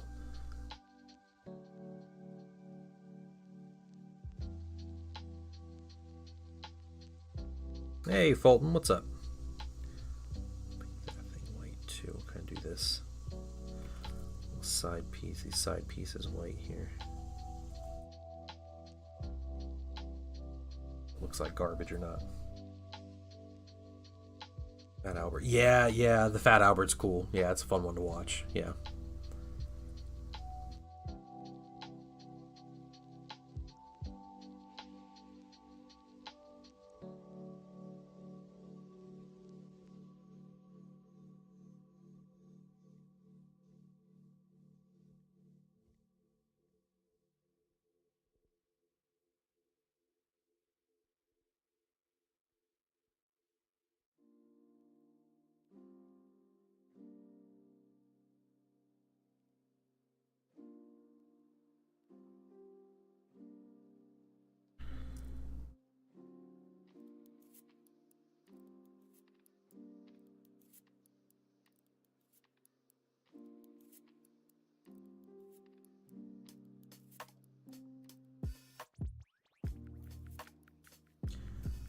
white bolter casing. It's okay to make some mistakes here as long as we're not messing the red up too bad. Come break at work. Yeah, okay. 40K tournament? Nice. What are you playing? Where do you bring into the tournament?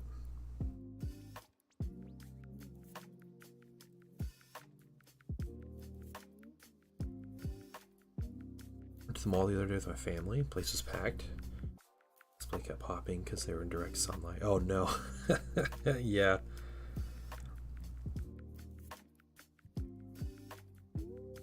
Yeah, it sounds miserable, Blue. I'm sorry, man. Bringing miniatures? Oh, okay, yeah. Yeah, thanks, Culture American.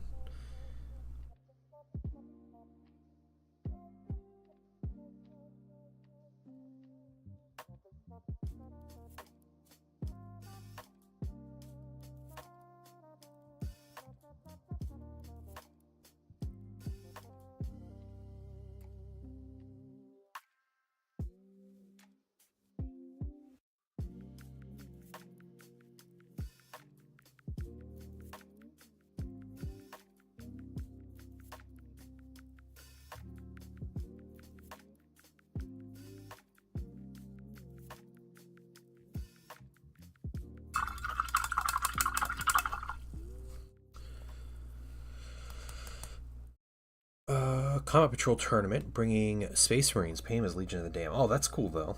Alright. Having a cool theme is fun.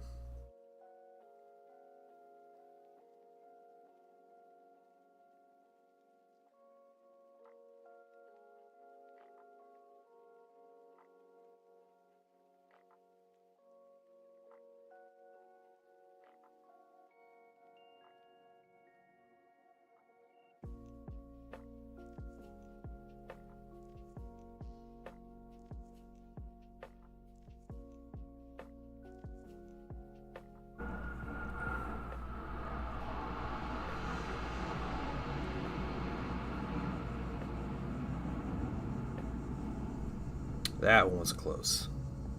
That was a good one.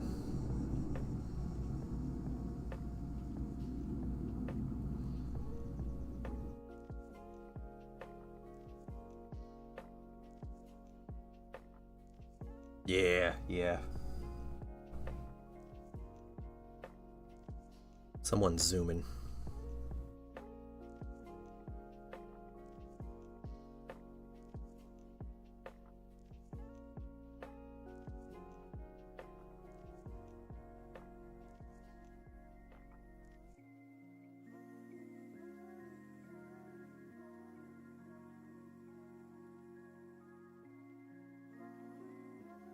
Check on your roof. Nah, that wasn't that bad.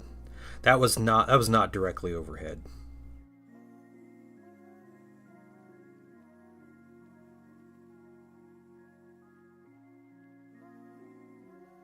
I don't know how the noise comes through on the mic either, but it was a loud one. A lot crazier. Okay, I think that's it for the white on one of these guys. Yeah, I like doing these little things. It's very reminiscent of the Mark 6 on the sides of the backpack. And yeah, we have the bolters. That's probably good enough. Any damage, like roofs, already in rough shape. I imagine I don't think they would cause actual damage unless they're breaking the sound barrier. And as far as I know, they're not allowed to break the sound barrier over the United States. So I think it's against the law, and it's a weird, like, there's a whole weird thing on why that's a law, but yeah.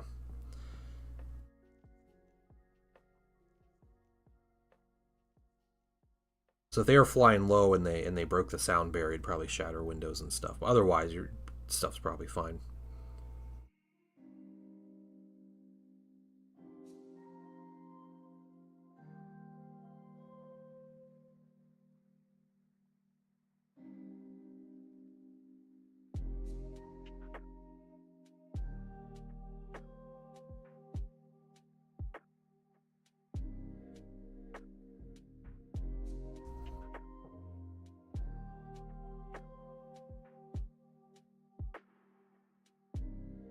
Stupidest law stopped us. That's true, Blue. Yeah, that's true.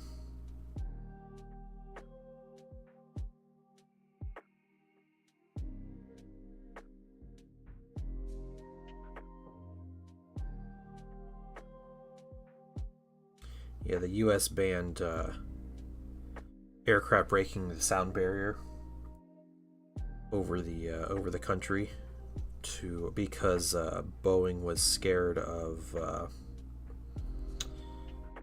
competition from supersonic commercial airplanes. Like what was the one? What was it called?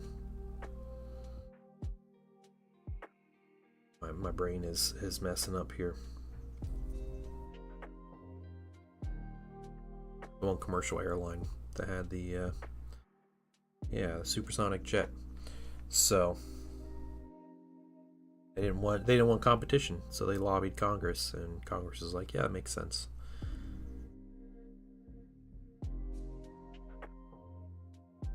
So, instead of rising up to meet the competition, they just paid Congress people to make a law to benefit them.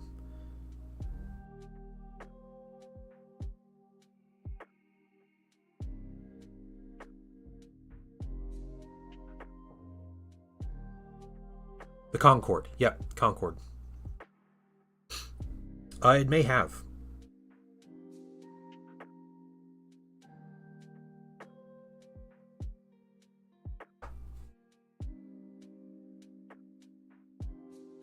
Oh, yeah, it's the cheaper option. Yeah.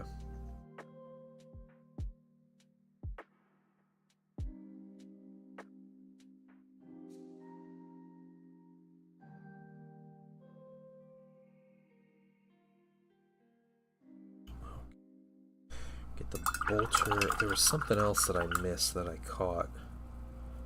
Oh, his earpieces. Training. Sonic boom, shattered windows. Yeah, I think you have to be like a certain altitude before it, doesn't affect anything.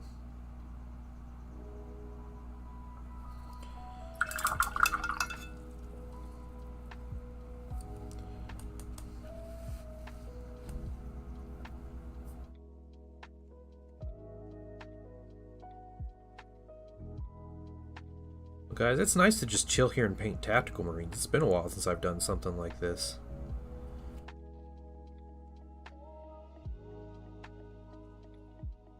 Had my same 50 Tactical Marines for the past year and a half.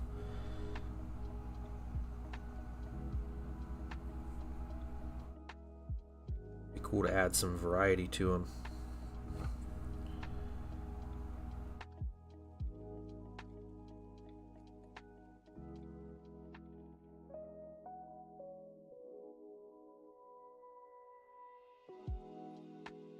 The shoulder pads are 3D prints, yeah, and in this case, this guy's head is a 3D print.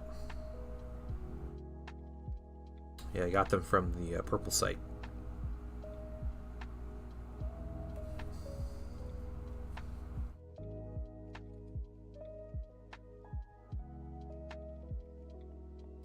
A lot of STL creators are coming out with their like Mark II, upgrades and stuff now, so it's gonna be easier to find that kind of stuff.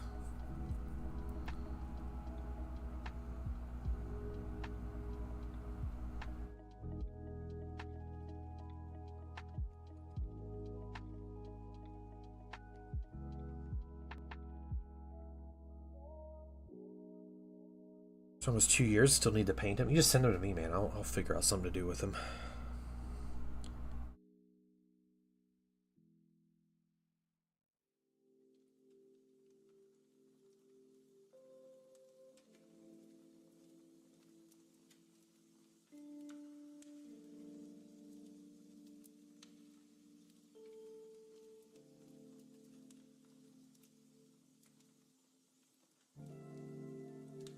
Make my veteran squad out of him.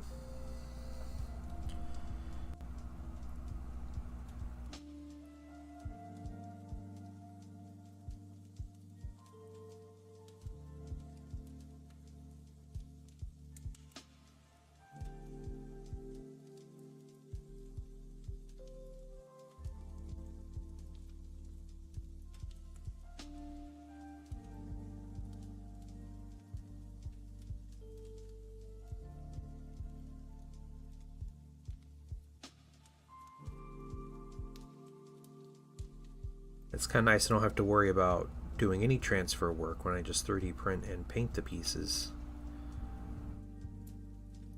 I think it makes things a little faster. Because these icons are never super fast. They're super difficult or time consuming to paint, so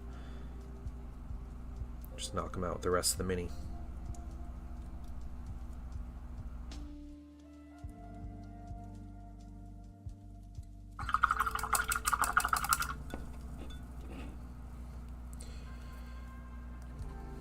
Yeah. Oh, I know they're 40K rubrics. That's what I'm talking about. So send them to me, and I'll find a use for them.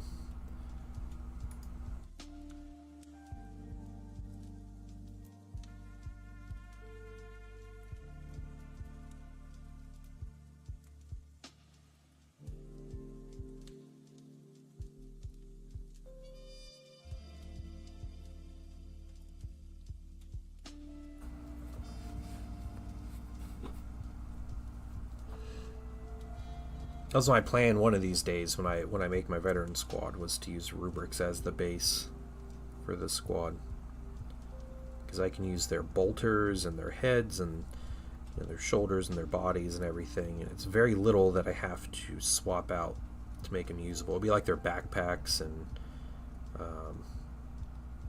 like not all the heads will be usable, but yeah, just being a little selective with them, and it's fine. It's a close one. There we go.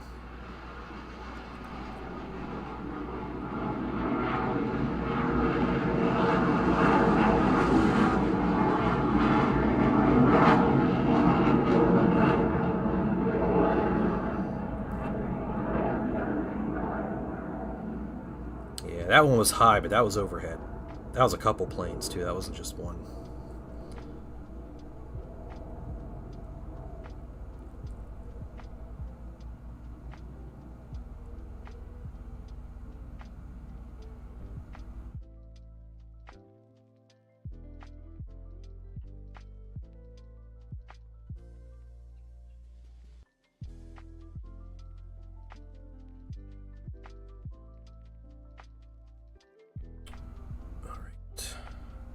Get his nice about painting all these colors at once, only painting 5 models at a time.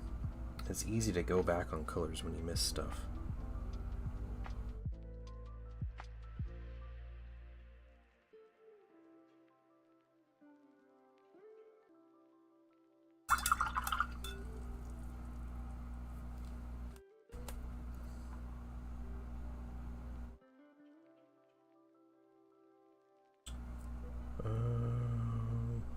Next.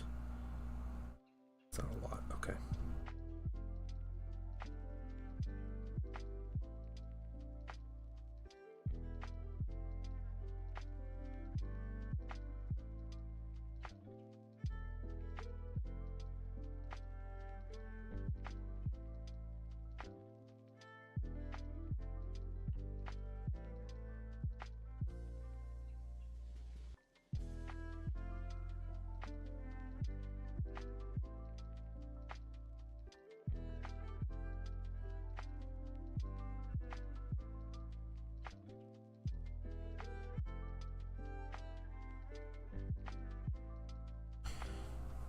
It doesn't help I distract myself with Stormcast, Grey Knight, Skaven, now 30k. That's true. That's true. There's a lot of different projects going on. I understand.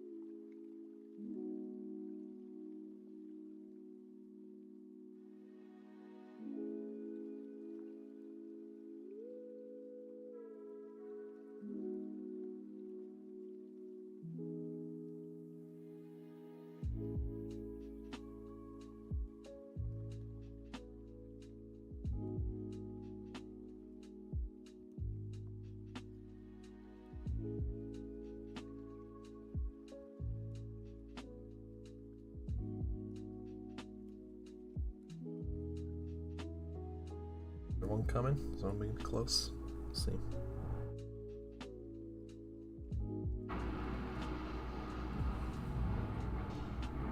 That's pretty close.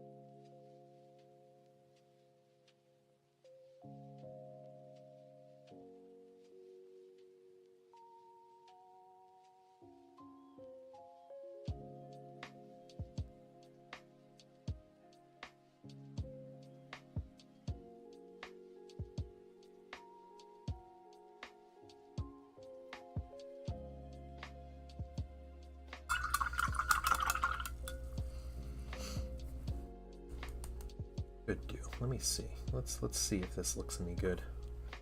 I'll do it on this guy here. Paint in his front faceplate white.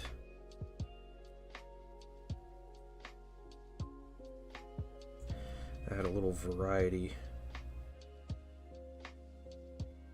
It's kind of another metric to test here.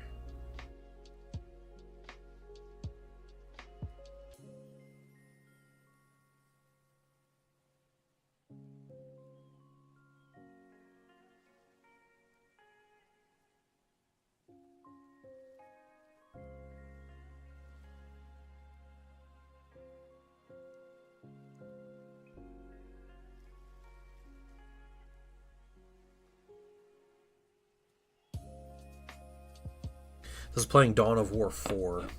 Or not Dawn of War 4, I was not playing that. Dawn of War Definitive Edition.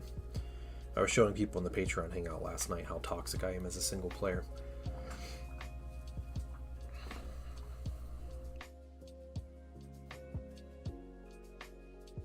Because I maximize what I have to do to win.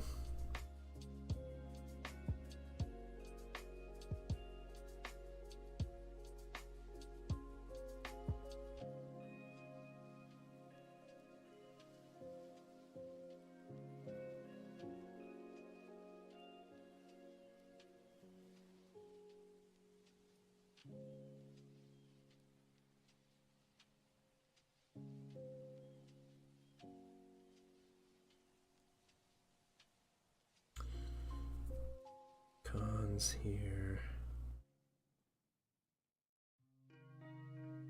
Currently have 15 assembled and base coated tactical marines for the Saturnine set. I have another 5 assembled as Nuncio Voxes to get some of those in my army, because I never put Nuncio Voxes on minis, which I could probably start doing. I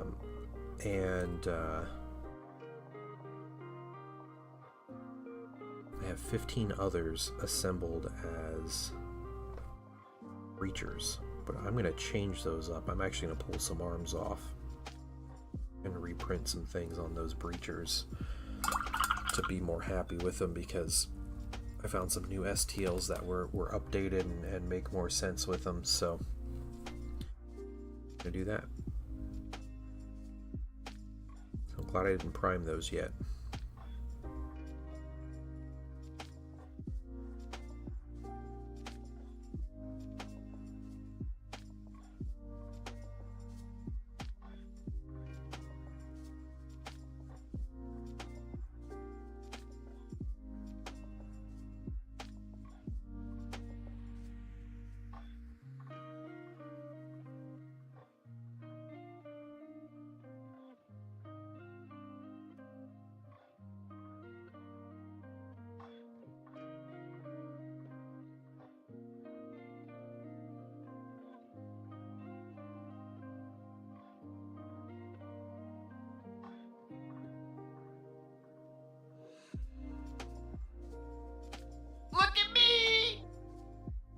Oh, where am I looking?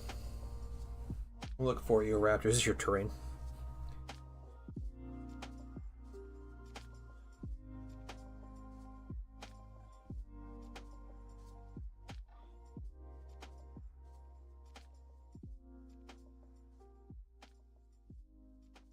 First terrain test of stippling. Awesome. All right, I'll check it here in a minute. Ain't this bolter?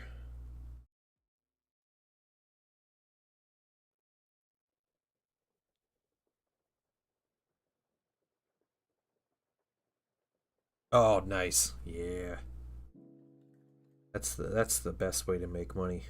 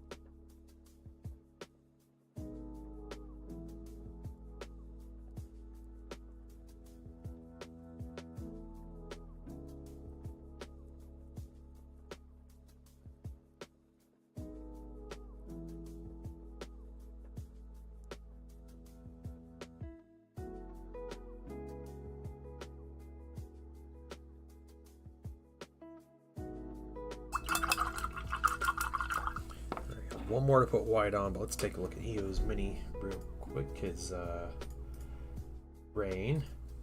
Oh wow, that looks really good. Yeah, the stippling. It's like the start of the rust effects, right? Yeah.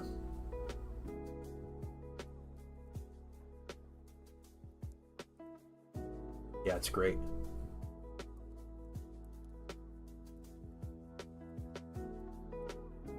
Nice work. Yeah, guys, check out EO's terrain on in the whip photo submission there. Testing out different effects on it. More grime and streaking. Yeah, the wash is gonna like bring everything together with terrain, especially that ruined like grimy terrain. You put on that wash and like kind of like the grimy streaking grime and all that stuff. Like you get like it just makes everything turn out really nice. Brings it all together. Hoping the Imperial Fist Combat Troll comes available. Yeah, for your birthday.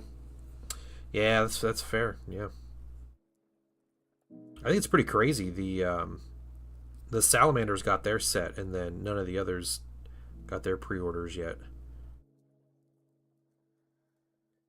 I wonder if they're planning on focusing on one at a time, or if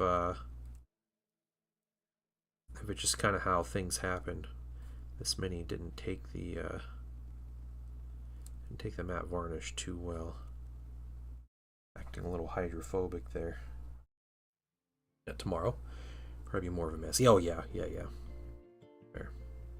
I want to paint some terrain.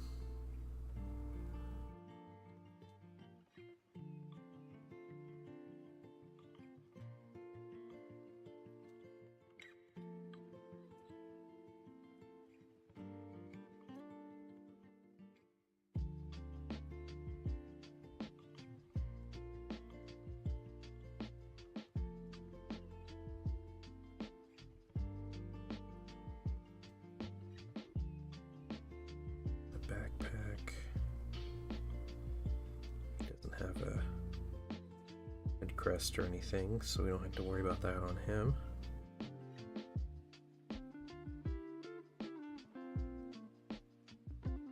That Imperial Fist Combat Patrol is the best one of the bunch, in my opinion.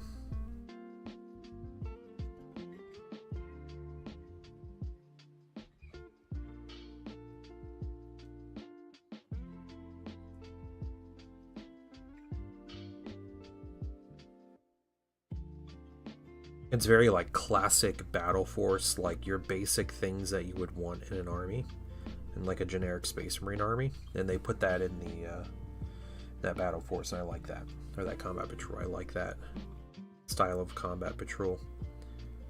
Whereas like a lot of the 10th edition Combat Patrols kind of got off the rails, with just adding like very specific things so people don't buy multiples and everything. Yeah. Yeah, the Isfan 5 novel, yeah, I saw that. I saw the announcement.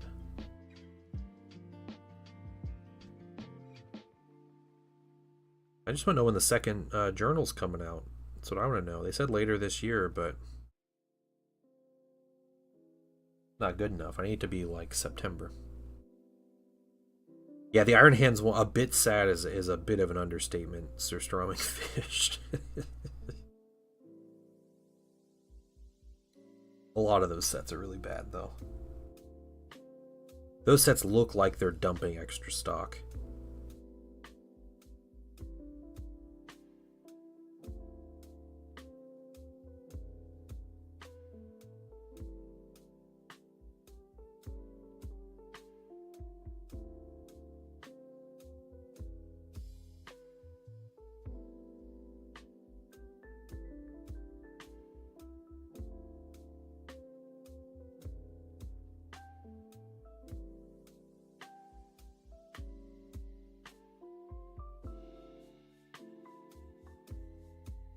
Which I have experience with coverage of Streak and Grime on Black Armor. Streak and Grime on Black Armor? I do not have any experience with that. I don't know. Anybody in chat?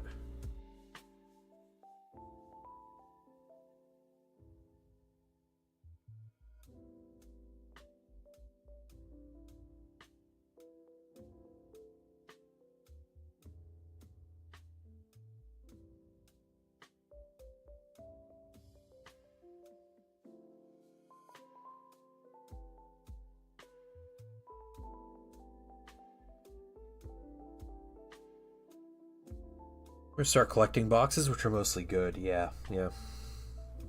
Most of their faction getting their comeuppance. Yeah. Right, Blue. Yeah, I understand. Yeah. It's like it's nice to see everybody getting things, but also it's like, man, it's nice when I don't have to buy all the things.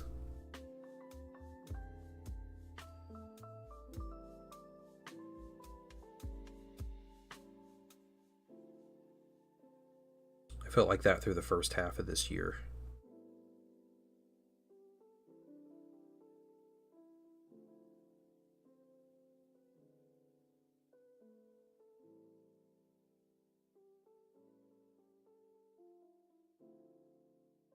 Back in my Star Wars Armada days, it was always nice playing that game because you would drop, $150, maybe $200. You'd get like everything and more, 2 of some stuff with a wave that would come out, and then there wouldn't be another wave of product for the rest of the year. And so you're just kind of like, cool, I'm set. That was it.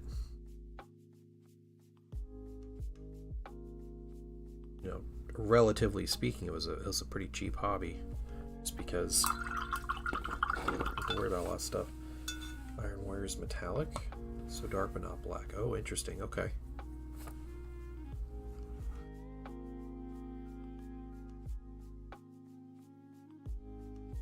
Black Armor question, use dark gray, not black. Build up your highlights, then grime will show over top. Okay, that's from Crucial Blue on YouTube. Won't be any new crew for a while. Yeah, you gotta get your crew painted, dude. You still have quite a few. Man, I love when you're painting your crew. It looks so great.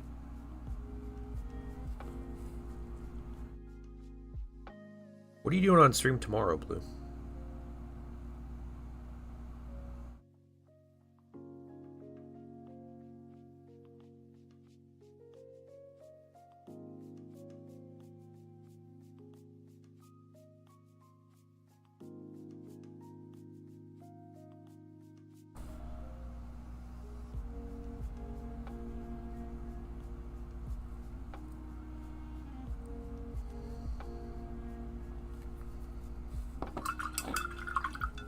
Oh yeah. Hey man, they look great though. Speed paints or not, right? Start collecting cotton patrol. The price is double and the contents have gotten worse. Yeah, it's true. Yeah, they have.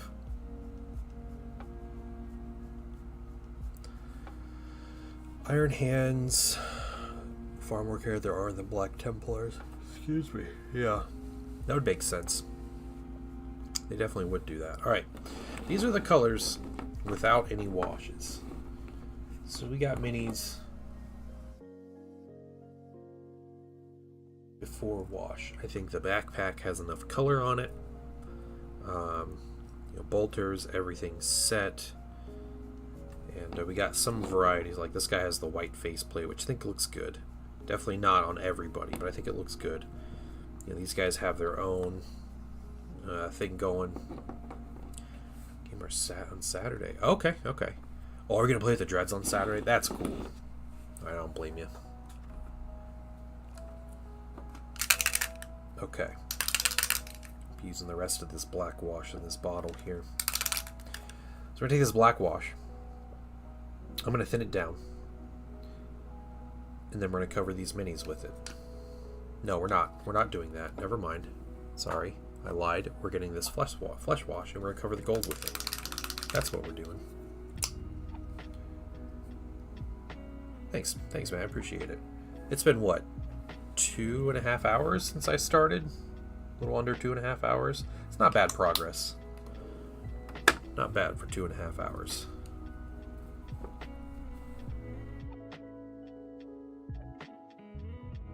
I can accept this rate.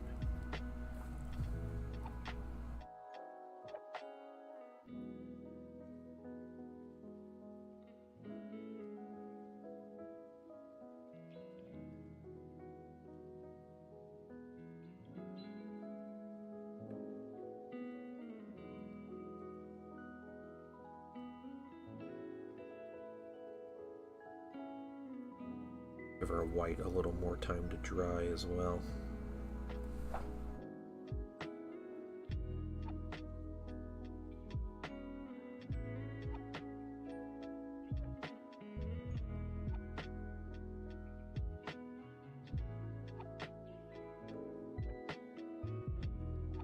This be what you paint, maintaining the quality. Yeah, I do it a lot.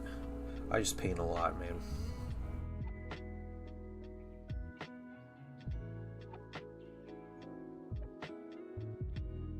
I don't know, doing commission painting for so long, I mean, just like necessity breeds innovation, right? So I had to kind of figure out how to paint fast if I wanted to be productive.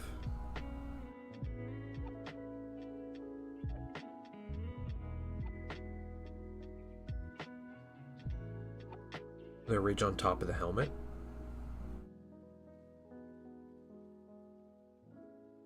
Ventilation system. Oh, I know what you're talking about on the Mark 10s. Yeah, on the Primaris Marines. I don't know, maybe. I thought it just looked cool. Adds some kind of structural integrity.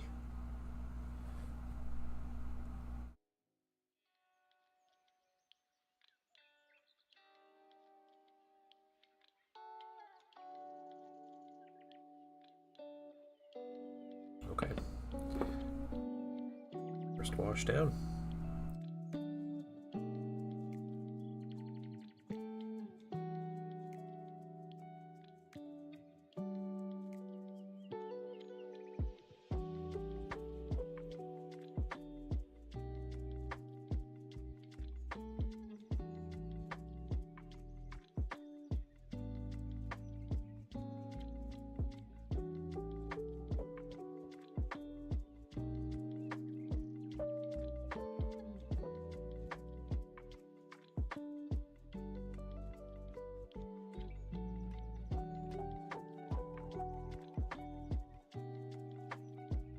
Either speed or quality. It's yeah, whatever. You guys are fine. You can do it if you wanted to.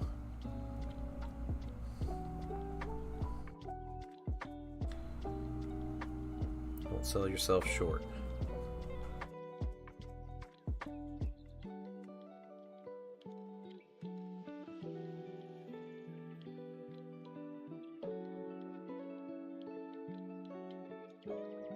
Section of lore where Space Marine has used his helmet as a club? I'm sure there has been. Why no official chapter master of the Iron Hands, though? Yeah.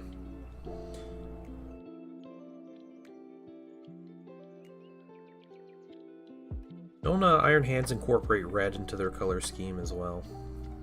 I see a lot of people use red for different things. Iron Hands, I don't know if it's like a vehicle thing or just a... Maybe it was just a Heresy thing. These whole shoulder pads, they are 3D prints.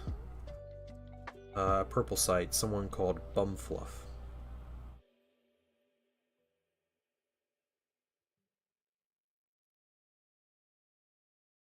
There's one with the tactical markings, and then there's one with the specific Legion. What's going on, Safi? How you doing?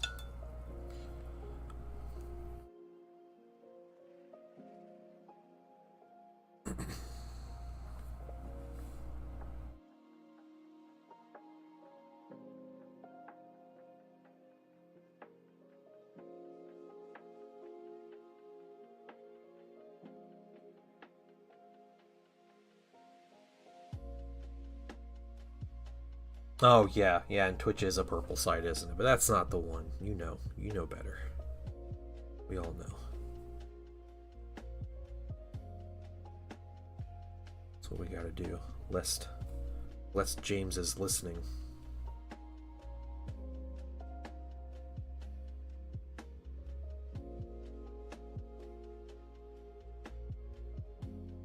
Also, Sathi, if you're looking for specific proxy style things, I always recommend checking weekends on that website too,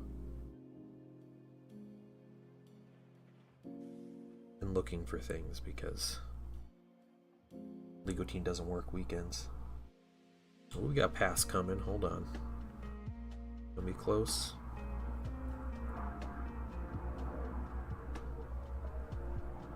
That wasn't too close. It was a good one though. Iron Fathers are not tech marines, they're a thing of their own. Okay. More of a heresy thing. It's by tech marines and clan companies and their tabards. Okay. Yeah. I see a lot of people incorporating reds into their heresy era Iron Hands, so. Not as like a tech marine thing, but just like red as an accent color. It throws me off too, because I end up thinking of like Dark Angels. They're definitely not.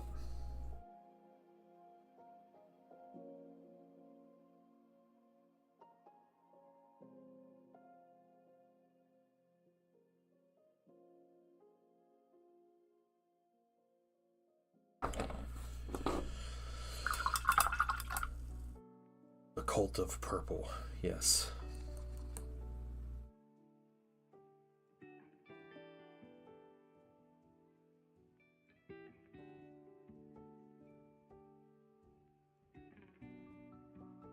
When we get the black wash on these minis, you guys will see. Look like, at me!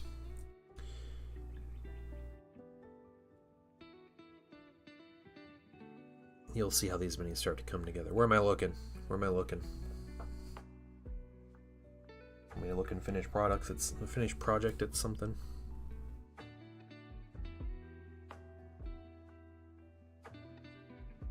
Consider going to Fallout Hobbies. Have them make you some transfers for a Space Marine chapter. Oh, that's a cool idea. Yeah. They do custom transfers. Emotes don't work over here. I'm sorry. Sorry about that. Guaranteed to be your favorite. Okay. It's a dang Space Wolf, isn't it? I swear if it's a Space Wolf, my draw. You're getting a 30-second timeout. Yeah, I painted a Space Wolf, though.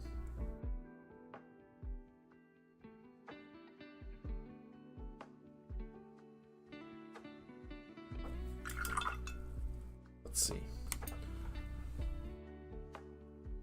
Ah, it's a Space Wolf. Of course it is. That's a good-looking Space Wolf, though. Did really well with the details. It's looking good, man. Oh, you free-handed the cute doggo on the shoulder, too. Look at that. Someone banned this man. Yep. Killicam, it's your job.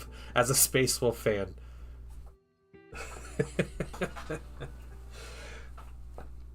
But don't ban Mydro. He's good. He's good people. Captain Insane. Oh, God. Is that Water Boy? Oh, hold on. We got another pass here. Wish it wasn't so cloudy. See things.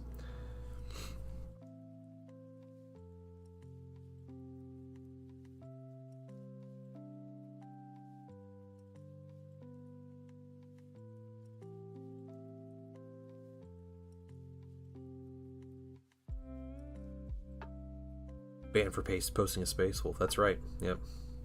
Just timed out.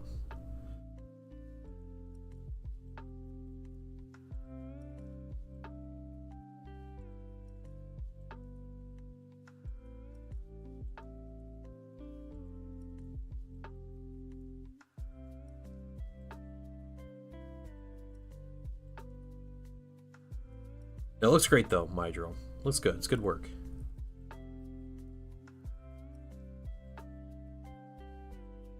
Very like classic Space Wolf.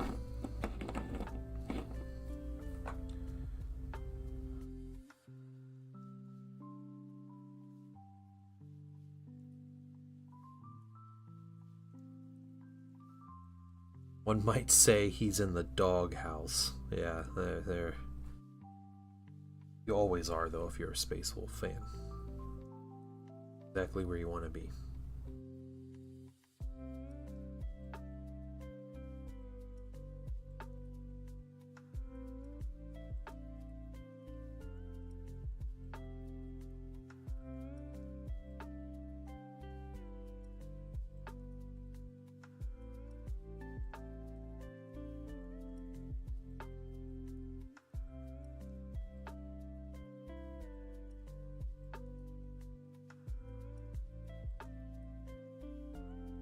If he thought he'd get with posting that here, he's barking up the wrong tree.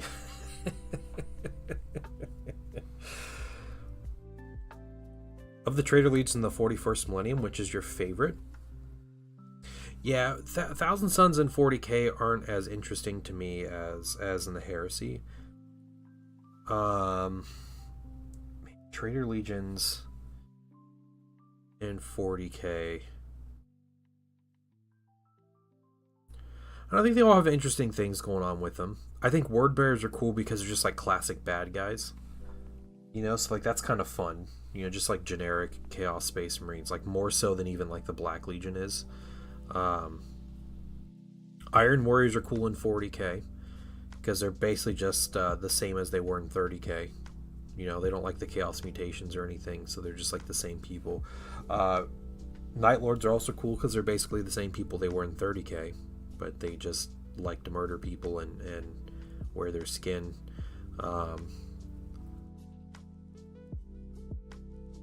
Yeah. Yeah.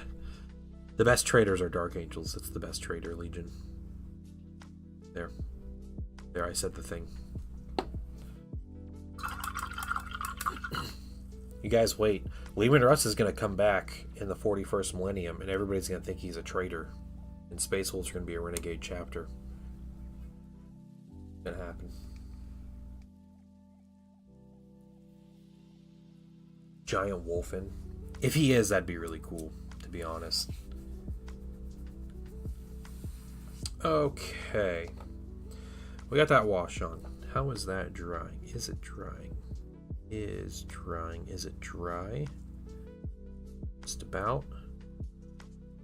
Looks good. So it's got like a nice coppery tone to it, right? What we want is kind of that copper. I like Chill Rest Russ. I think I saw oh, and TTS. Oh yeah, okay.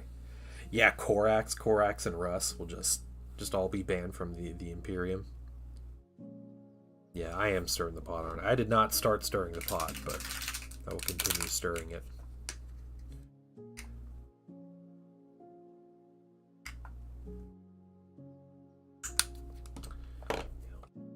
We'll use our flow improver. 3 drops wash. We'll do 3 drops. 1, 2, 3. Flow improver. Siege has 2 legions. Thousand Suns are his second favorite.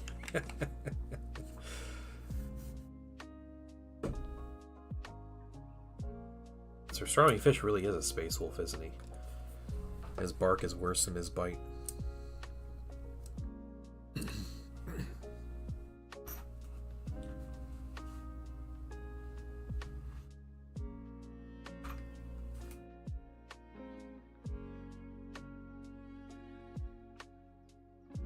A really big brush for this.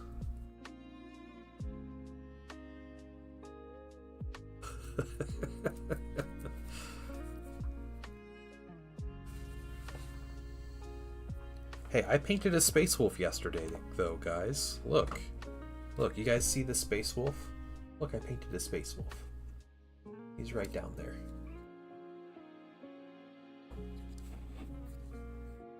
There he is.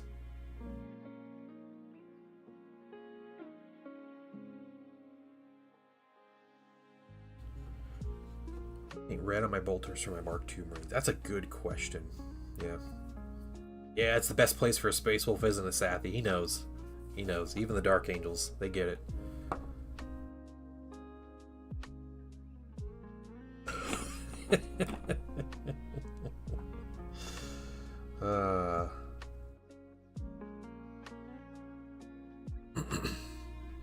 Okay, we're gonna do this.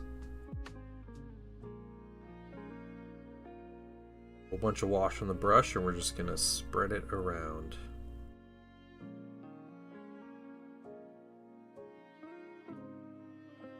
"40 Mark VI black bolters. The spoilers have red weapon. The Mark IIIs have red weapons." Yeah, I don't know. I'm not familiar enough with the specifics of like Dark Angels. I just remember some people did black and some people did red, but yeah, making it a variety would be cool. I'm hoping to kind of mix and match my tactical Marines. So mix up the armor marks and have them all kind of fighting together eventually, which means I'll probably get Mark III eventually, just for completionist's sake.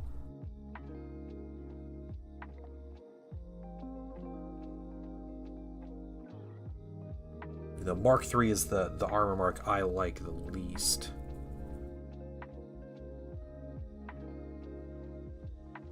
But yeah, it's just like a preference thing, so.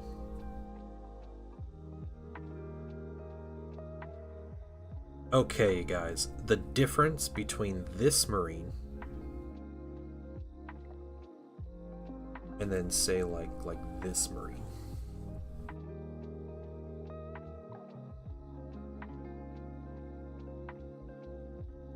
See the shadows. I guess the shadows don't quite come across as much on the picture. Trust me. Trust me.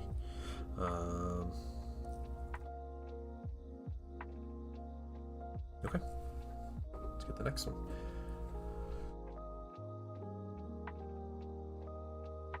Though I can't really use my tactical blobs as well as I used to. Yeah, but yeah. The thing is, though, tactical blobs are still really good. I think tactical blobs in general got way better. So yeah, tacticals are just straight up good now. And yeah, well, you don't have like the same all the same like benefits and uses and stuff. Like they're still really good. Gork and Mork are just Zinch. Yeah. The orcs are too dumb to realize it.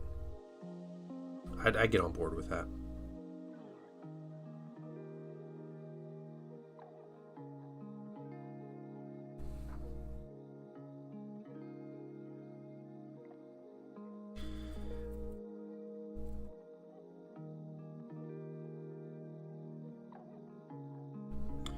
Yeah, I don't know what it's like to lose options between editions because I'm playing Thousand Suns. We gain stuff, so I can't empathize.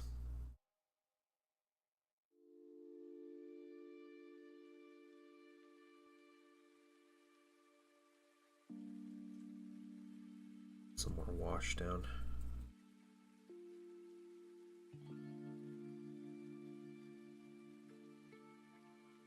Doing Legion tests. I keep getting Thousand Suns as best fit. Oh no, it's a sign, Sathy. There you go. Join us.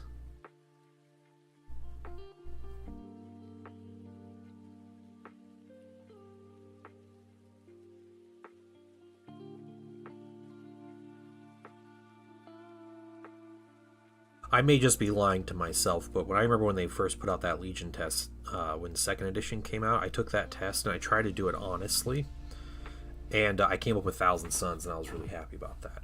So, you see them as my Legion? Oh, okay. Alright, alright. Next best thing, get the Solar Auxilia, and paint them as Prospering Spire Guard.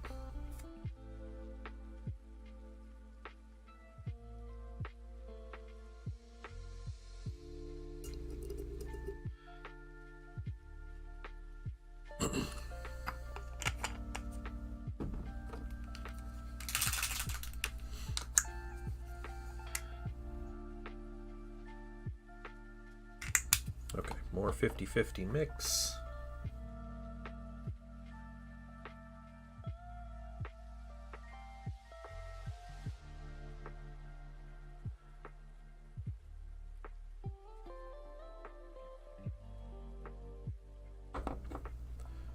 Red squad. I also need to do my tan squads. Oh, okay, okay. Yeah, there always is a reason why we like what we like. That's true. That's true. Another flyover. Is it gonna come close? It seems kind of off in the distance.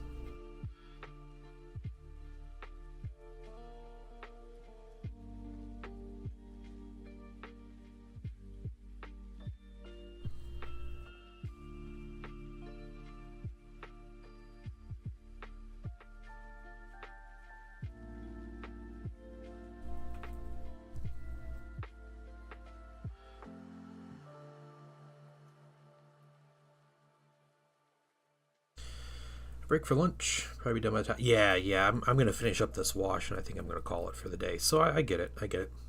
Have a good one, Blue. Thanks for chilling. Thanks for chatting. If you happen to be playing Dawn of War tomorrow on stream, I might be able to join in if you want me to. No pressure or anything. Just letting you know if you want to do some multiplayer or something. May have the time.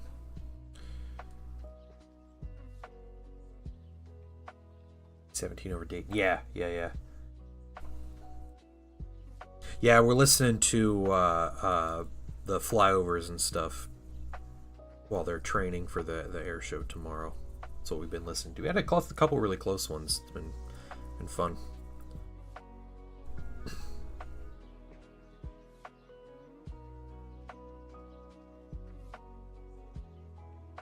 Got offline. Awesome, cool. See you, Blue. Have a good one.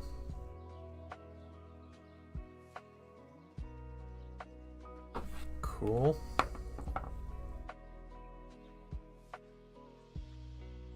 Let's keep going. We got next backpack. This is just 5 dudes. There are 40 dudes in this box. So there's a lot to paint.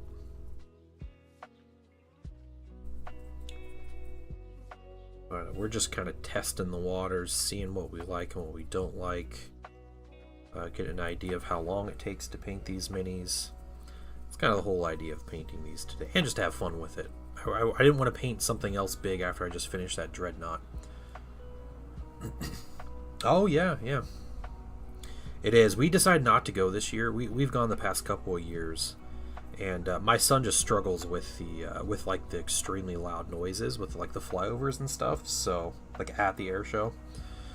So we decided to sit it out this year. So I'm probably just gonna sit on my back porch and listen and watch for any distant planes I can see.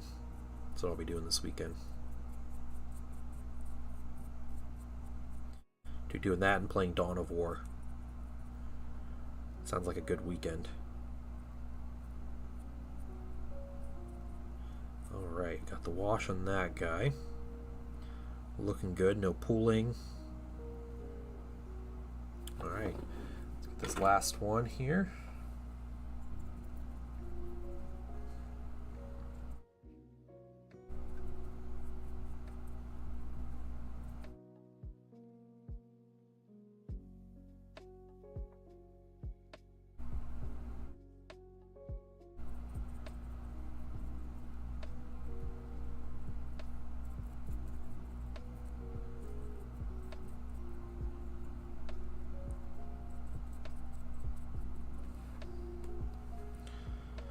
Officer training school last year, and I watched the air show from your dorm. Oh, that's cool. Yeah. Yeah. We probably passed each other at some point.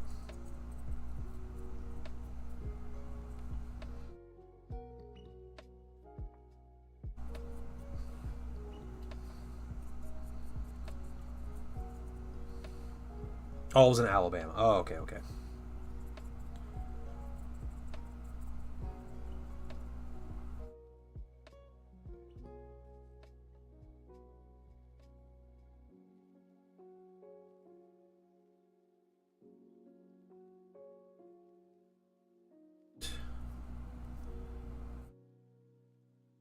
Mini here. Let's make sure we don't have a lot of pooling anywhere.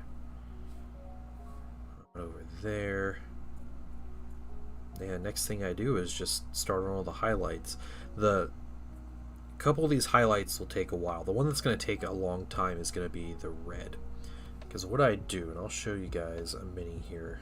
Just make sure I'm getting everything.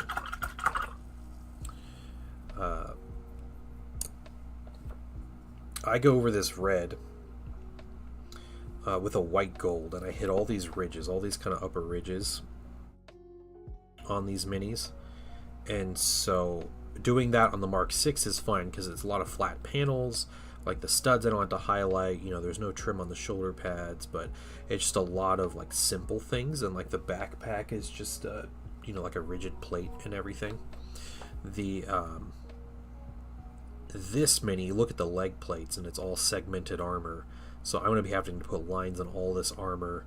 You know, they got knee pads, separate knee pads. They got ridges on their crotch plate. They got weird backpack things. Backpack probably a little quicker.